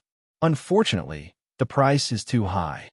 Silently complaining about the altar's unusually harsh information in his heart, Luo looked at the temporary mailbox he applied for outside the school's teaching office yesterday. He didn't receive any new mail. In this regard, Luo's heart didn't fluctuate too much. He began to discover some changes after his soul was imprisoned in the altar. His feelings began to become indifferent. For example, a series of negative emotions such as anger, anxiety, hesitation, depression, and so on would more or less appear occasionally in the past. But in this aspect, it was probably difficult to appear now. In fact, when he recalled the transactions he had made during this period of time, he had gradually discovered his own changes. As the number of transactions increased, his ability was steadily improving, and his changes were becoming more and more obvious. If I can't even laugh at a cold joke, it's a bit bad. After turning off the phone and drinking a sip of the cold black tea, Luo realized that the black tea was already cold. Under the careful care of Miss Maid, Boss Luo, who had gradually developed the habit of stretching out his hand for tea and opening his mouth for food, couldn't help but be stunned. It seemed that when he was thinking about something just now, Yi said to go upstairs for a while. What did she go upstairs for? Luo couldn't remember at once. But looking at the time, it seemed to be a bit long. Boss Luo, who was used to being accompanied by Miss Maid in the lobby, suddenly became unaccustomed. He walked up the stairs slowly. He wasn't on the second floor of the club, although his feelings began to become indifferent. But his curiosity seemed to have maintained the intensity of inheriting the club from the beginning to the end. Therefore, Luo walked up to the third floor. Different from the second floor as the living room, the third floor was more often used for storing sundries. Luo, who was climbing up the stairs, could gradually see the scene on the third floor. Half naked, the black and white made uniform was taken off below the shoulders, revealing the delicate and white back. At this time, one of the slender and almost perfect jade feet stretched out naturally. As for the other one, it was folded in front of the chest, just blocking the style exposed by the half-taken-off top. And the skirt had already been lifted up, only covering the end of the legs. From Luo's point of view, he clearly saw such a side profile. But it seemed more attractive. Yi, whose long hair had already been tied up, now lowered her head, both hands pressing on the knee joint of her stretched bare feet at the same time. She looked focused, suddenly became distracted. She must have heard the footsteps coming up the stairs. The club boss and Miss Maid looked at each other at this moment. This was very embarrassing. Luo had such a thought in his mind. But all of a sudden, a clear stream flowed in his heart, and the vague restlessness disappeared at once. He suddenly remembered what Yi said to him before going upstairs. Chapter 156. A Genius Remembers Love in 1 second/small. We provide you with wonderful novels to read. The club occupied the original location of the shops in the commercial street. Of course, this kind of occupation was not a direct occupation. It was a misplaced existence. Simply put, the original shop and the club existed at the same time, and they existed at the same location at the same time. The only difference was that he could see the people from the club, but not the original shop. Those who could see the original shop naturally couldn't see the existence of the club. In fact, Luo just felt that with such a presence, when the afternoon sun shone in from the outside onto the third floor that was like an attic, when Yi, who had taken off half of her clothes, shone brightly, everything became very beautiful. The awkwardness in his heart faded away as Luocio asked softly, "Do you need help?" Since it was the arrival of the master, Miss May didn't care about her clothes at this time. She quickly stood up. Her skirt naturally hung down, covering her legs that had already taken off her socks. However, the upper part of her body was still around her abdomen. How could Yi trouble master with such a small matter? Luocio didn't find any bashful expression on Yuye's face. Instead, it was as if she was distressed because she had caused trouble for her master. Although it was probably the first time in his life that he saw a woman's half-naked body, Luocio's heart couldn't help but beat faster. If he saw it, then so be it. It doesn't seem to be a big deal. That was probably what he thought. Perhaps it was because if one looked carefully, one could actually see the positions of Yuye's joints. Usually, these things could not be seen. Perhaps it was because she needed to take care of her body, so her original appearance was revealed. It was a doll. Luocio walked up the rest of the stairs and reached the third floor. The wooden floor made a slight sound when he stepped on it. He finally walked in front of Yi, gently pulling up the clothes she had taken off, covering the body that didn't seem to intend to hide from the beginning. Luocio went around to Yuye's back, stretched out his hand to tie the knot on the back of the clothes, and said, "It's okay. Have you taken care of your upper body?" Yuye nodded. Luocio thought for a while and said, "How do you usually take care of your body?" Yuye turned around and said, "Generally, I just clean the dust at the joints and then apply a little lubricant. As for the body parts, they were just replaced 100 years ago, so I don't need them now." Luocio looked at the bottle on the ground and the drip pipe outside it. "Sit down first." Hearing this, Yuye sat down obediently. At this time, Luocio squatted down, picked up the dropper on the ground, and sucked some viscous yellow liquid from the bottle, probably the so-called lubricant. But it didn't have the pungent smell of general lubricants, but a kind of fragrance, like the smell of perfume. Luocio looked up at the servant girl who sat down and asked softly, "Is it enough to drip from the joints?" "Master, Yuye can do it by herself." "It's okay," Luocio said softly. "Thank you for taking care of me during this time. At least let me do something for you." His eyes also became soft. He, who was half kneeling on the ground, reached out and lifted Yuye's calf slightly and put it on his knee. Under the skirt, only a very small part of her body and her ankles were exposed. Luocio looked up and said, "Is it okay?" Yuye smiled faintly, stretching out her hand to pull open her skirt slowly until her knees were exposed, but the appearance of the joints had disappeared. "It's okay." Luocio reached out and gently touched Yuye's knee position, and the illusion that covered the knee joint to cover the traces had been broken. Even so, even if there were more structure of the joints, it still didn't make the curve of the woman's leg uncoordinated. Even, you couldn't find a woman who could have such perfect lines. The alchemist who made you must have spent a lot of effort. Luocio couldn't help but exclaim. The previous boss said that the alchemist lady took about 10 years. Yuye said softly, "Of course, Yuye is also very satisfied with this body." Luocio couldn't help but marvel at the skills of the creator of this puppet body.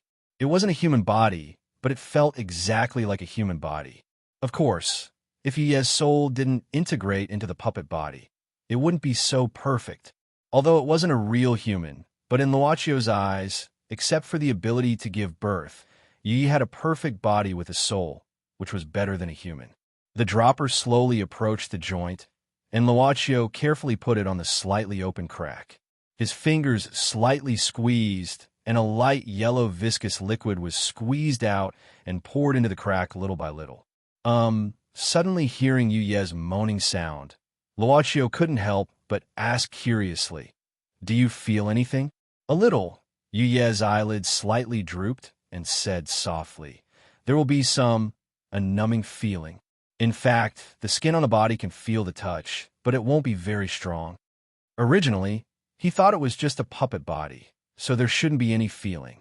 Hearing this, Luocio stopped and thought about the scene when he gently held her calf. But seeing Yuye's face was fine, Luocio didn't think too much about it. Next was the ankle joint. This time, Yi's jade-like foot was held in the palm of his hand. The sparkling toe slightly shrank at this time. Even if it wasn't strong, it still felt itchy. Luochio sped up. Next was the other leg. The same thing happened. "Thank you, master." Luochio put down the dropper and took the shoes neatly placed on the side. He held the jade foot that seemed to have become more flexible and slowly put it on. "Okay." Luochio stood up and said jokingly, "It doesn't seem to be an easy job. The ankle is not easy." Yi also stood up, but this time, it's faster than usual. Yi suddenly grabbed Luochio's hand, took out a square handkerchief, and gently wiped the liquid that accidentally stained Luochio's hand. "Master, don't do this kind of thing for Yi next time. You are the most honorable. How can you do such a dirty thing?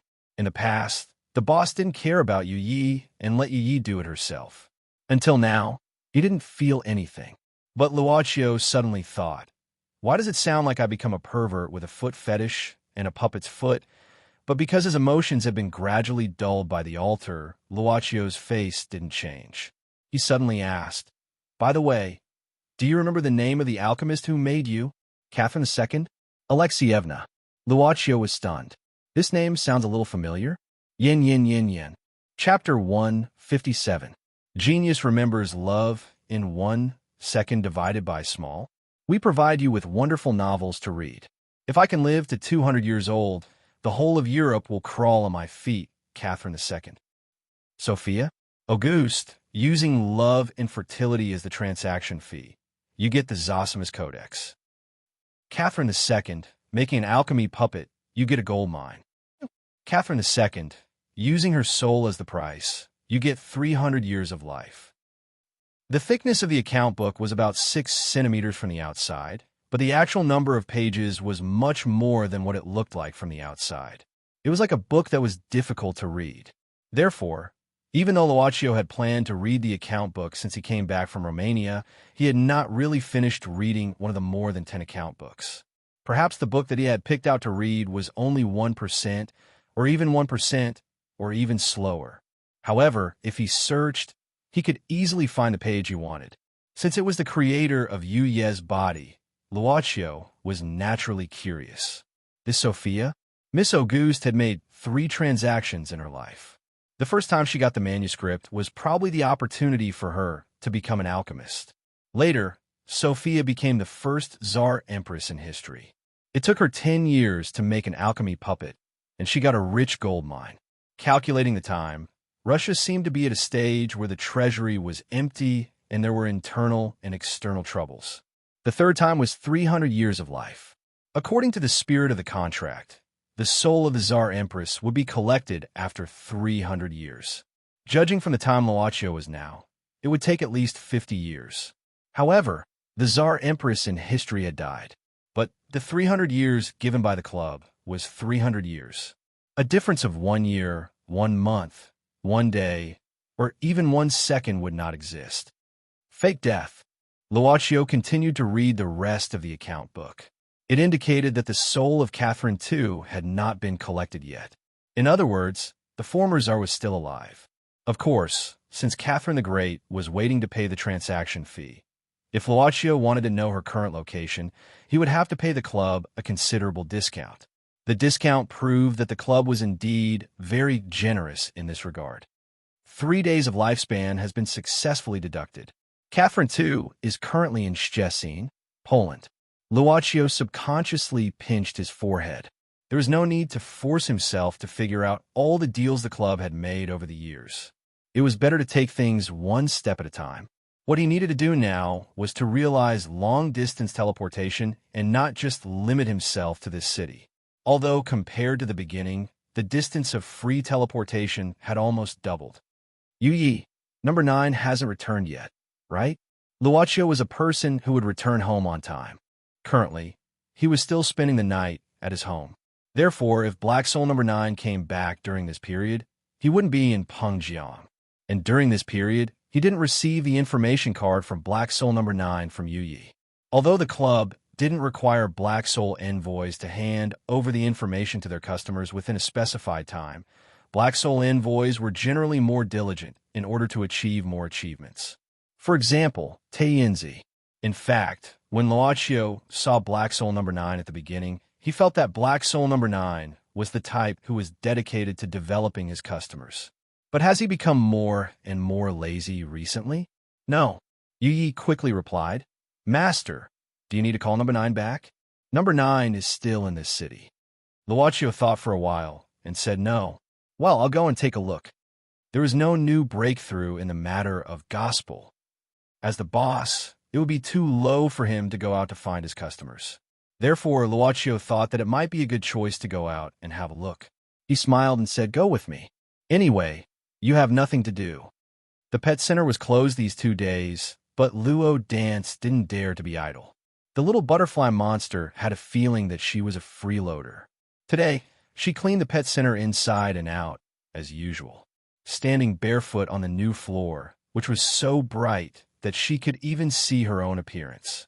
Luo Dance grabbed the mop with one hand and touched the scar on her forehead with the other. A sense of achievement arose spontaneously. Luo Dance decided to drink 2 boxes. No, 3 boxes of milk to reward herself.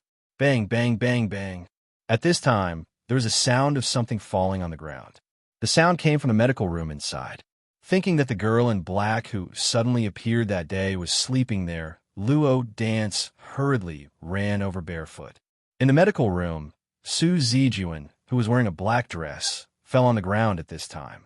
She grabbed the edge of the operating bed, which was originally used to operate on small animals, and was now temporarily used as her bed. It seemed that she was going to stand up. The things that fell were probably the tools on the shelf next to the operating table when she turned over.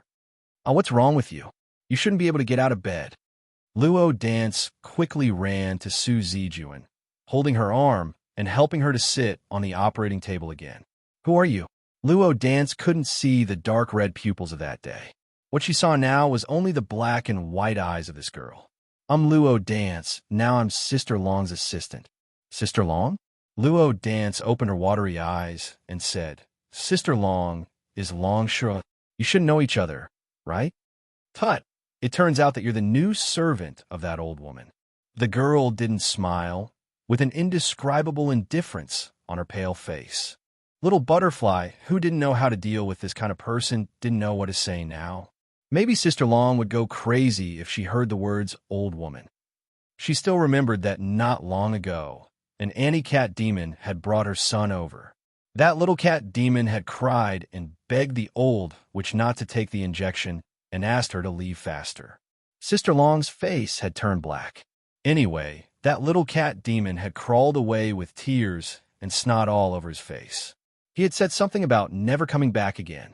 But at this moment, Su Zijuan suddenly pulled Luo Dance in front of her and started to sniff the little butterfly monster's neck. She felt a little itchy and wanted to push it away, but she was afraid that she would hurt Luo Dance. After all, Luo Dance was seriously injured and just woke up, so little Butterfly didn't know how to deal with it. But at this moment, Su Zijuan suddenly reached out and grabbed Luo Dance's breasts, kneading them with her 5 fingers. Well, what are you doing? Su Zijuan didn't need it for too long and let it go at once. A red light flashed in her eyes, but she said with disgust, You're too young. I'm not interested. Wait for another 200 years. Was she going to eat me just now? Little Butterfly suddenly felt a chill on her back, and cold sweat began to come out. She felt that her body was soft, and she saw stars. She also felt that she was going to faint. Su Zijuan suddenly pulled her skirt a little, exposing her white legs. She pointed at several small holes on the inner side of her legs and said, There's still half a bottle of blood, and the syringe has the smell of blood. Long Shurua's hand is not so bad. Did you do that? Aye. It's my first time. Tut. So what about the first time? Su Zijuan snorted. Do you want me to thank you for injecting such inferior blood into my body? I didn't. Chapter 158. Genius 1, Second Remember Love, Go/Small. Shua Net provides you with wonderful novels to read. Botanical Garden in the City. Long Shua was squatting in front of several pots of bellflower, carefully collecting the leaves while muttering, What the hell is the gardener doing? If it goes on like this, will I have to go to other provinces to collect herbs next time? The bellflower has lost its spirituality. Of course, it was just a verbal statement. In the city, it was rare to find this kind of bellflower. Long Shirua sighed. The pollution in the world was too serious. If she wanted to find the real spirituality of flowers or herbs, she could only go deep into the primitive forest. Go back early. Long Shirua frowned when she thought of this. She looked ahead, and her pupils contracted slightly. At the same time, her vision began to expand rapidly, crossing a row of white birch trees. In this world, all kinds of monsters and monsters come out. He kept snapping his fingers, twisting his body, and grabbing his crotch, doing a nondescript mechanical dance. Taiyinzi, who admitted that he had been brainwashed by rock and roll, couldn't stop.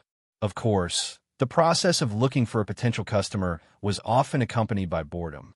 Anyway, ordinary people couldn't see the existence of black soul. Oh, just beat it, even in the botanical garden, which didn't match. Tianzi, who thought he had a young heart, couldn't stop dancing crazily at this time. Of course, the work of looking for a potential customer was also in progress. Tianzi was looking for a breakthrough point to induce this guy who he had been following for a few days. Oh, just beat it, beat it. Well, when did a woman come out? Tianzi was stunned, thinking whether he was too carried away. Of course, in this place for tourists, it was not surprising that someone suddenly appeared. But it was a bit strange. There was no way to feel the fluctuation of this woman's soul. Tianzi frowned, but after getting used to this kind of dance, he really couldn't stop. Tianzi swayed his hips while clapping. He glanced at the new customer who had already sat down and began to move to the side of the woman who appeared out of nowhere. Front and back, left and right, he clapped his hands. Strange, what's wrong with this woman? Tianzi, who had circled around this woman for a few times, finally stopped, standing in front of this woman. He finally became serious. But he looked at this short-haired woman. Well, such a delicate face, even compared to the black-hearted maid in the club in Tianzi's eyes. Tianzi began to feel strange. He looked at this woman, who was standing still. She didn't seem to be waiting for someone or playing with her mobile phone. She just looked at him as if she could see him. Tianzi frowned again, stretched out his hand, and waved in front of this woman. Still no response. Strange. You idiot. Have you played enough? Suddenly, the woman slowly opened her mouth. Tianzi gave a start, subconsciously looked around, then frowned. You can see this poor Taoist? The woman sneered and said, Who else could it be other than an idiot like you? Tianzi opened his mouth, then took 2 steps back, distancing himself from this woman. Although he had become younger recently, he had never forgotten the time when he was walking in the Jianghu 500 years ago, since she could see the existence of black soul. Naturally, she wasn't an ordinary person. No wonder he couldn't feel the fluctuation of this woman's soul. Who are you? Tianzi asked cautiously. I should be the one asking who you are. The woman said coldly. You sneaky pervert. Why are you following behind that mother and daughter? And you even call yourself this poor Taoist? You're neither a human nor a ghost, with no yang qi and no yin qi. Where did you come from? Do you think this old Taoist was willing to become like this? Speaking of this, he got angry. If he had known that after becoming Black Soul, he would have lost all his previous magical power. And even if he used up all his strength, it would be like farting, and he would even be at the bottom of the club. At the mercy of others, he would rather continue to be trapped in the white jade plate. Tianzi's resentment had been stored for a long time. Now he met a woman who spoke ill of him. How could he let her go? This woman's tone was so similar to Qin Shuyu's. Thinking of that bitch who had trapped him for 500 years, Tianzi was even angrier. What a sharp-tongued little girl. Tianzi sneered. When I was all-powerful, you weren't even born yet. The woman sneered disdainfully. This was simply like a demon in his heart. This old ghost was framed by this woman. Seeing this woman's disdainful sneer, he thought of that bitch Qin Shuyu's hateful face again.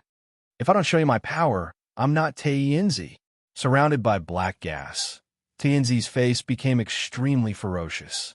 Anyhow, he had completed Zhuge Song's business once. Tianzi, who felt powerless, immediately used this first achievement to improve his ability. At least the next time he met Qin Shuyu, he didn't need to hold all his strength. It was just a breath. Just right. I can use you to test my current ability. Taenzi turned into a puff of black smoke and transformed into a black smoke dragon. He let out a ferocious laugh and rolled onto this woman in an instant. Little girl, Grandpa Dao will help your family to teach you a lesson. I'll let you know what etiquette is. Sure. That short-haired woman snorted and said indifferently, I also want to see what ability you have to help my family to teach me. Long Shuo?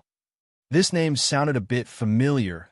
Tianzi didn't recall it at once. But at this moment, a terrifying force that made him tremble suddenly came from this short-haired woman. The smoke that turned into a black dragon was torn into several pieces in an instant. Tianzi was bounced back and returned to his original appearance. He fell on the ground, and his body became faintly discernible. Long Shuo.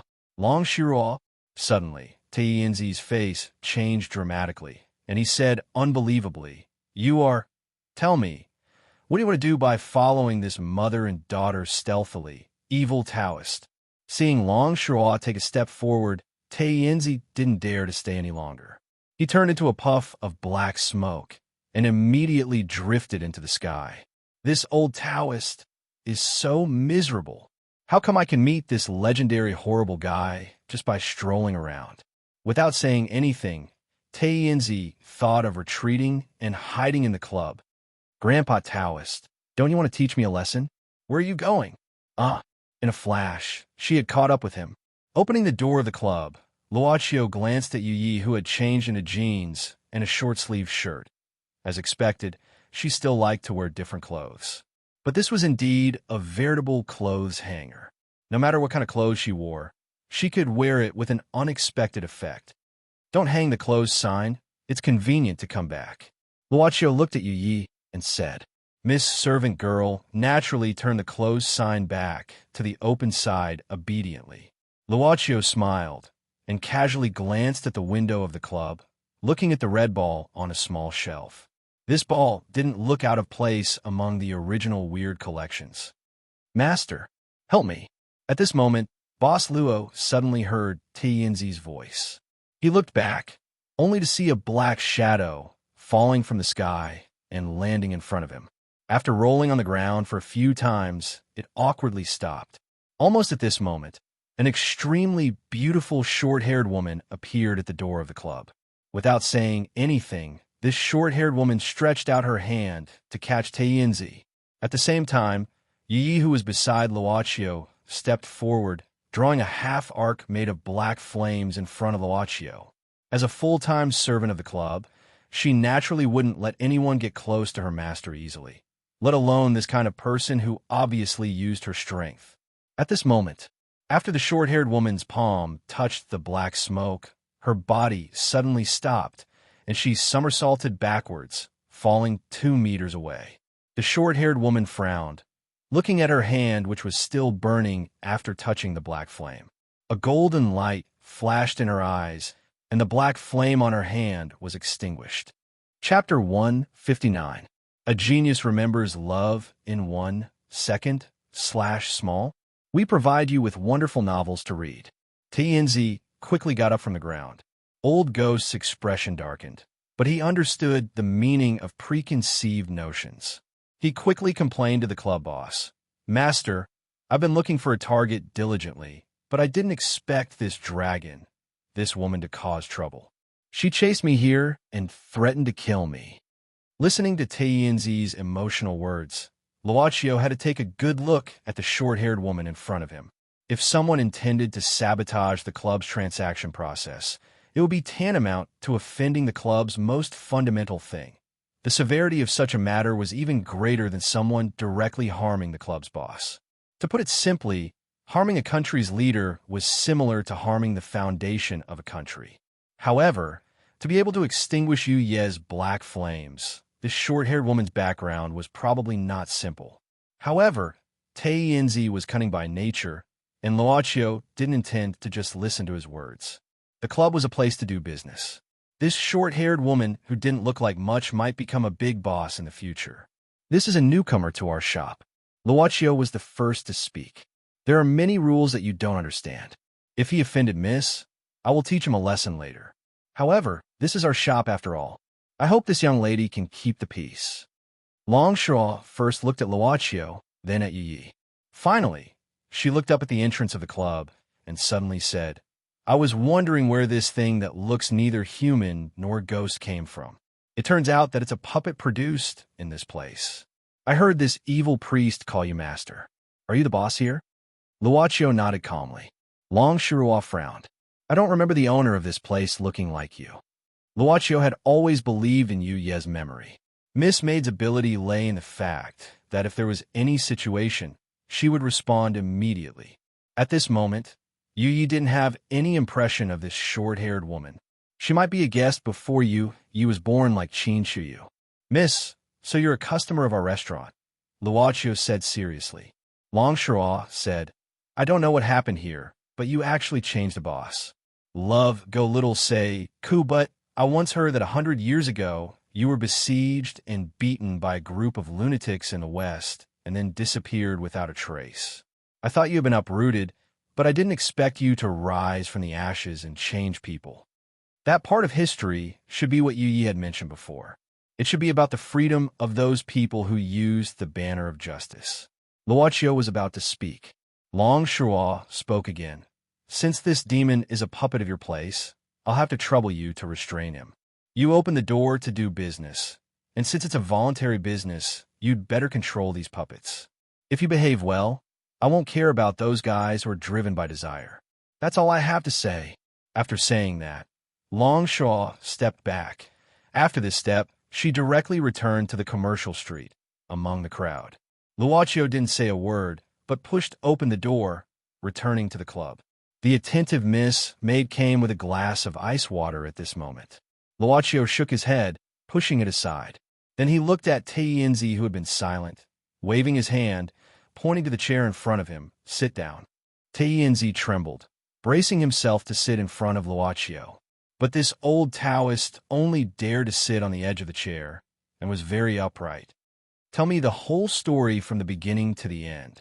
Taienzi had to tell it from the beginning, and in the end he said, Master, this old Taoist has already introduced himself, but that woman still dared to come all the way here, stepping on our door. She's really too much. Luaccio drank a mouthful of ice water, saying indifferently, You know who that woman is, right? This. Taienzi's eyes wandered for a moment, only feeling a chill down his spine. That was the eyes of the club's miss. Taienzi trembled instinctively, saying quickly, That woman is called Longshaw. This old Taoist only asked for her name, but didn't see her face. There are many legends about her. Some say she's the king standing on top of all monsters. Some speculate that she may be the descendant of the oldest and purest Shinryu. Luaccio said expressionlessly, That's all? Taienzi hesitated. There was a rule in this old Taoist era that monsters and Taoists should stay out of each other's way. If the monster didn't do anything wrong, no Taoist was allowed to attack the monster without permission under the slogan of eliminating the monster. This rule was said to be set by Longshaw. This old Taoist was exiled. When this old Taoist walked the Jianghu, this old Taoist really didn't encounter a situation where people of my generation killed monsters indiscriminately. Luaccio suddenly said, She called herself the guardian of monsters?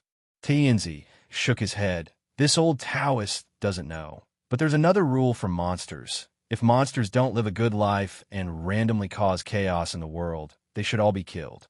It's said that this was also set by her. So this old Taoist doesn't know what her position is. Why does it sound like the guardian of order? Well, Luaccio nodded, then stood up and looked at Taienzi. You're injured. You'll recover faster if you stay here. He then turned to Yi and said, I'll go down the first floor and have a look. I won't go out today. Taienzi tried to make himself look natural. Natural, my ass. This 500-year-old ghost always felt that this servant girl was much more difficult to deal with than the owner of his club. At this moment, Yi came out from the counter, holding a cup full of strange purple liquid in her hand, and put it in front of Taienzi. Drink it. You'll recover faster. A strong desire drove Taienzi to hold the cup subconsciously, smelling the strange purple liquid, and suddenly felt a burst of refreshing and comfortable. He practically poured the contents of the cup into his mouth. It was as if his entire body was bathed in a shower of rain. Unexpectedly, Yi suddenly said, "Your last performance has been used to improve your ability, so your performance is 0. This cup of Requiem tea can be exchanged with 20 years of service. I'll tell the owner later." Tianzi gave a start. His hands became stiff, and he didn't swallow the so-called Requiem tea into his stomach, but left it in his mouth, waiting for it to become moldy. What a black-hearted bitch. Besides, Yi suddenly said in a low voice, "As a newcomer, your first performance is actually not bad. Although it was a lucky hit, as long as you work hard, there will be a day when you become stronger. Qingqiu won't stay here for too long, so you should work hard." As if his mind was completely seen through, Tianzi suddenly felt cold all over, silently listening to the servant girl's teaching. "So you just need to work hard," Yi said indifferently. "Don't think about those meaningless things. For example, secretly provoking the conflict between the owner and the troublemakers, thinking that someone can really destroy this place, so as to take advantage and gain freedom. That's totally unacceptable." "Miss Yi, you're joking, I don't dare," Tianzi said with a serious face. "I'm loyal to the owner. The sun and the moon can be my witness. That's the best." The servant girl revealed a faint smile, whispering in Tianzi's ear, "Remember what you said." An oil lamp was lit. In the basement of the club, there was an unusually old wooden desk. Luochio felt that staying in this place occasionally was actually very interesting. When he came down with the tea, Luochio was resting with his eyes closed. After hearing the footsteps, Luochio whispered. Tianzi finished beating. The servant girl walked to Luochio and whispered, "He will become honest next. Master, please rest assured." Luochio opened his eyes. "Don't you feel wrong to play the bad guy every time?" Yu Yi smiled. "If the Black Soul Envoy doesn't like me and becomes more loyal and wants to please the owner more, that's what Yu Yi wants to see." Luochio was silent for a while, suddenly said, "I didn't find the transaction record of Long Shaw, but from what she said, it's clear that she came here before you came here. But thinking about it, what she said can be regarded as the golden rule by monsters and monks. Probably, there's nothing that she can't get." Yu Yi whispered, "It's this kind of seemingly indifferent strength that will probably become an extremely precious customer once desire arises." Luochio didn't comment, and suddenly asked, "Is Long Shuo really powerful?" Yu Yi said indifferently, "If Yi doesn't care about the loss, I can kill her." Luochio was silent for a while. "To what extent?" "Probably, I won't have the opportunity to serve the owner." Yu Yi smiled, "But the owner doesn't need to worry. If Long Shuo really has evil intentions, just wake up the Black Soul Envoys who are on vacation." She grabbed Luochio's palm with both hands and said softly, "Yu Yi doesn't want to lose the opportunity to serve the owner." The burning feeling was still very heavy, even after the black flame on her palm was extinguished. This was the processing area of a chain store of a white-haired grandpa who sold fried chicken. Long Shuo frowned and put her palm into the ice machine. The huge box of ice cubes was melting at a rapid speed. "What kind of joke is this? 100 years ago, those old, weak, sick, and disabled people in the West, could they really cripple me?" Long Shuo muttered to herself, and then frowned again, shaking her palm. "It hurts." Until the ice in the ice machine completely melted, Long Shuo was willing to pull out her hand. Looking at her red palm, she began to worry about how much hand cream she needed to apply to recover it. She shook her head and sighed. Her good mood suddenly disappeared, and she returned to her pet center with an unhappy face. Chapter 160. Genius Remembers Love in 1 second/small. This is a wonderful novel for you to read. In a lobby on the 13th floor of the hotel, the specially hired orchestra was rehearsing for the performance a few days later. As the person in charge of the banquet, Miss Zhang Qingrui of the Zhang family was meticulously looking at the layout of the venue.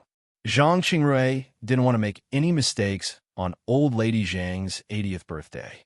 However, even though it was her 80th birthday, her grandmother who didn't like this kind of extravagance, suddenly held such a banquet and invited many celebrities, which made Zhang Qingrui confused.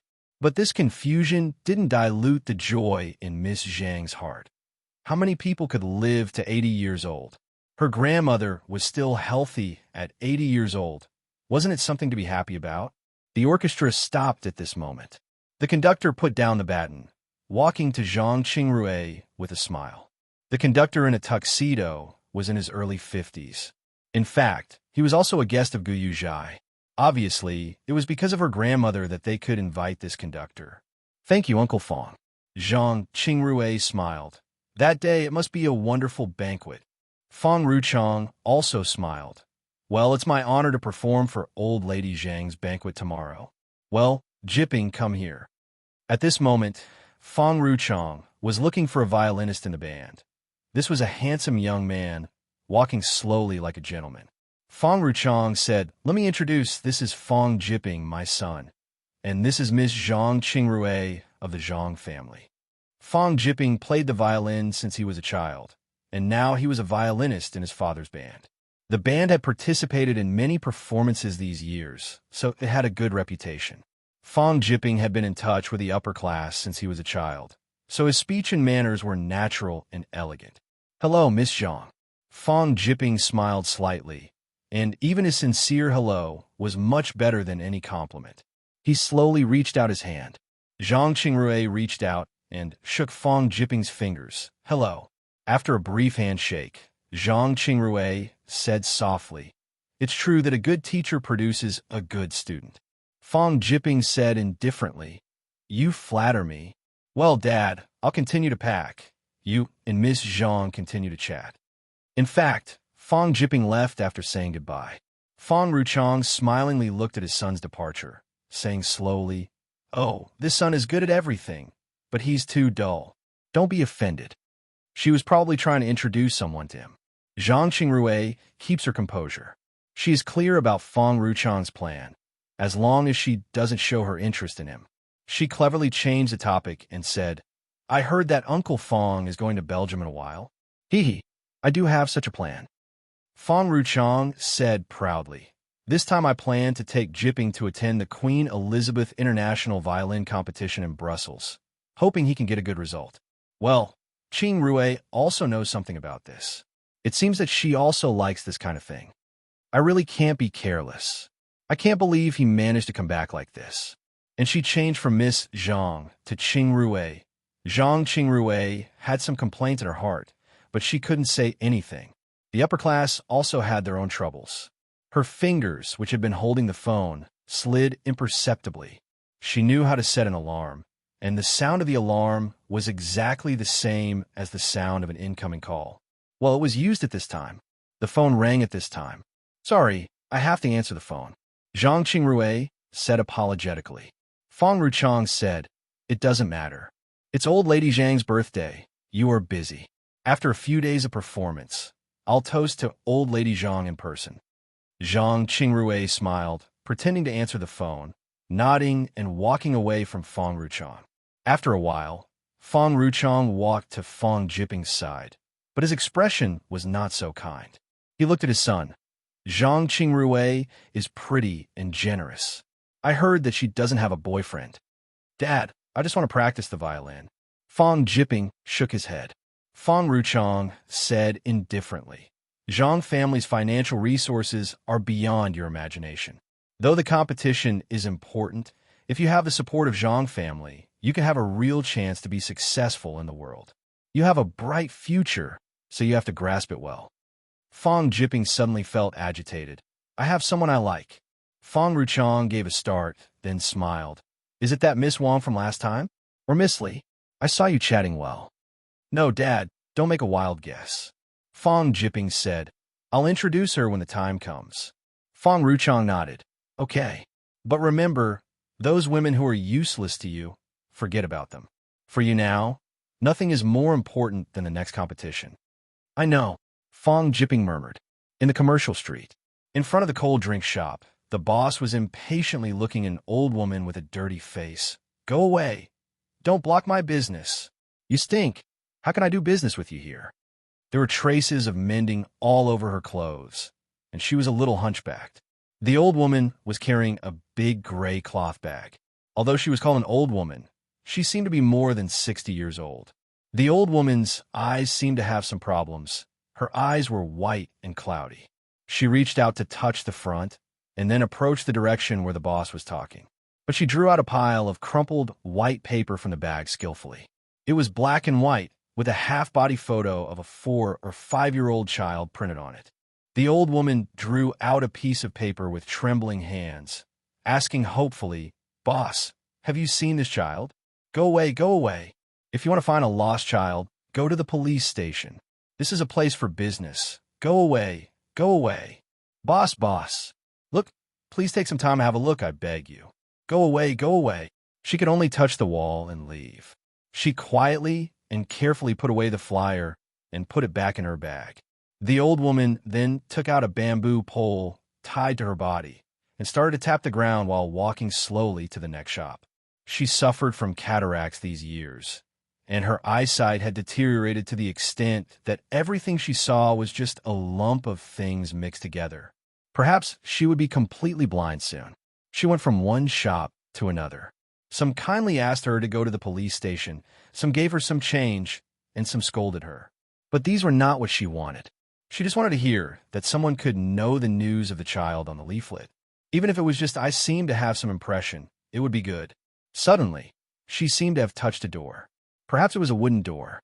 A cool and refreshing aura came out, making her feel comfortable in this hot summer. Then there was a clear and melodious bell sound. "Welcome, customer. Excuse me, what can I do for you?" It was the first time that the old woman heard such a polite and honorific voice. Unexpectedly, someone didn't dislike her for being dirty.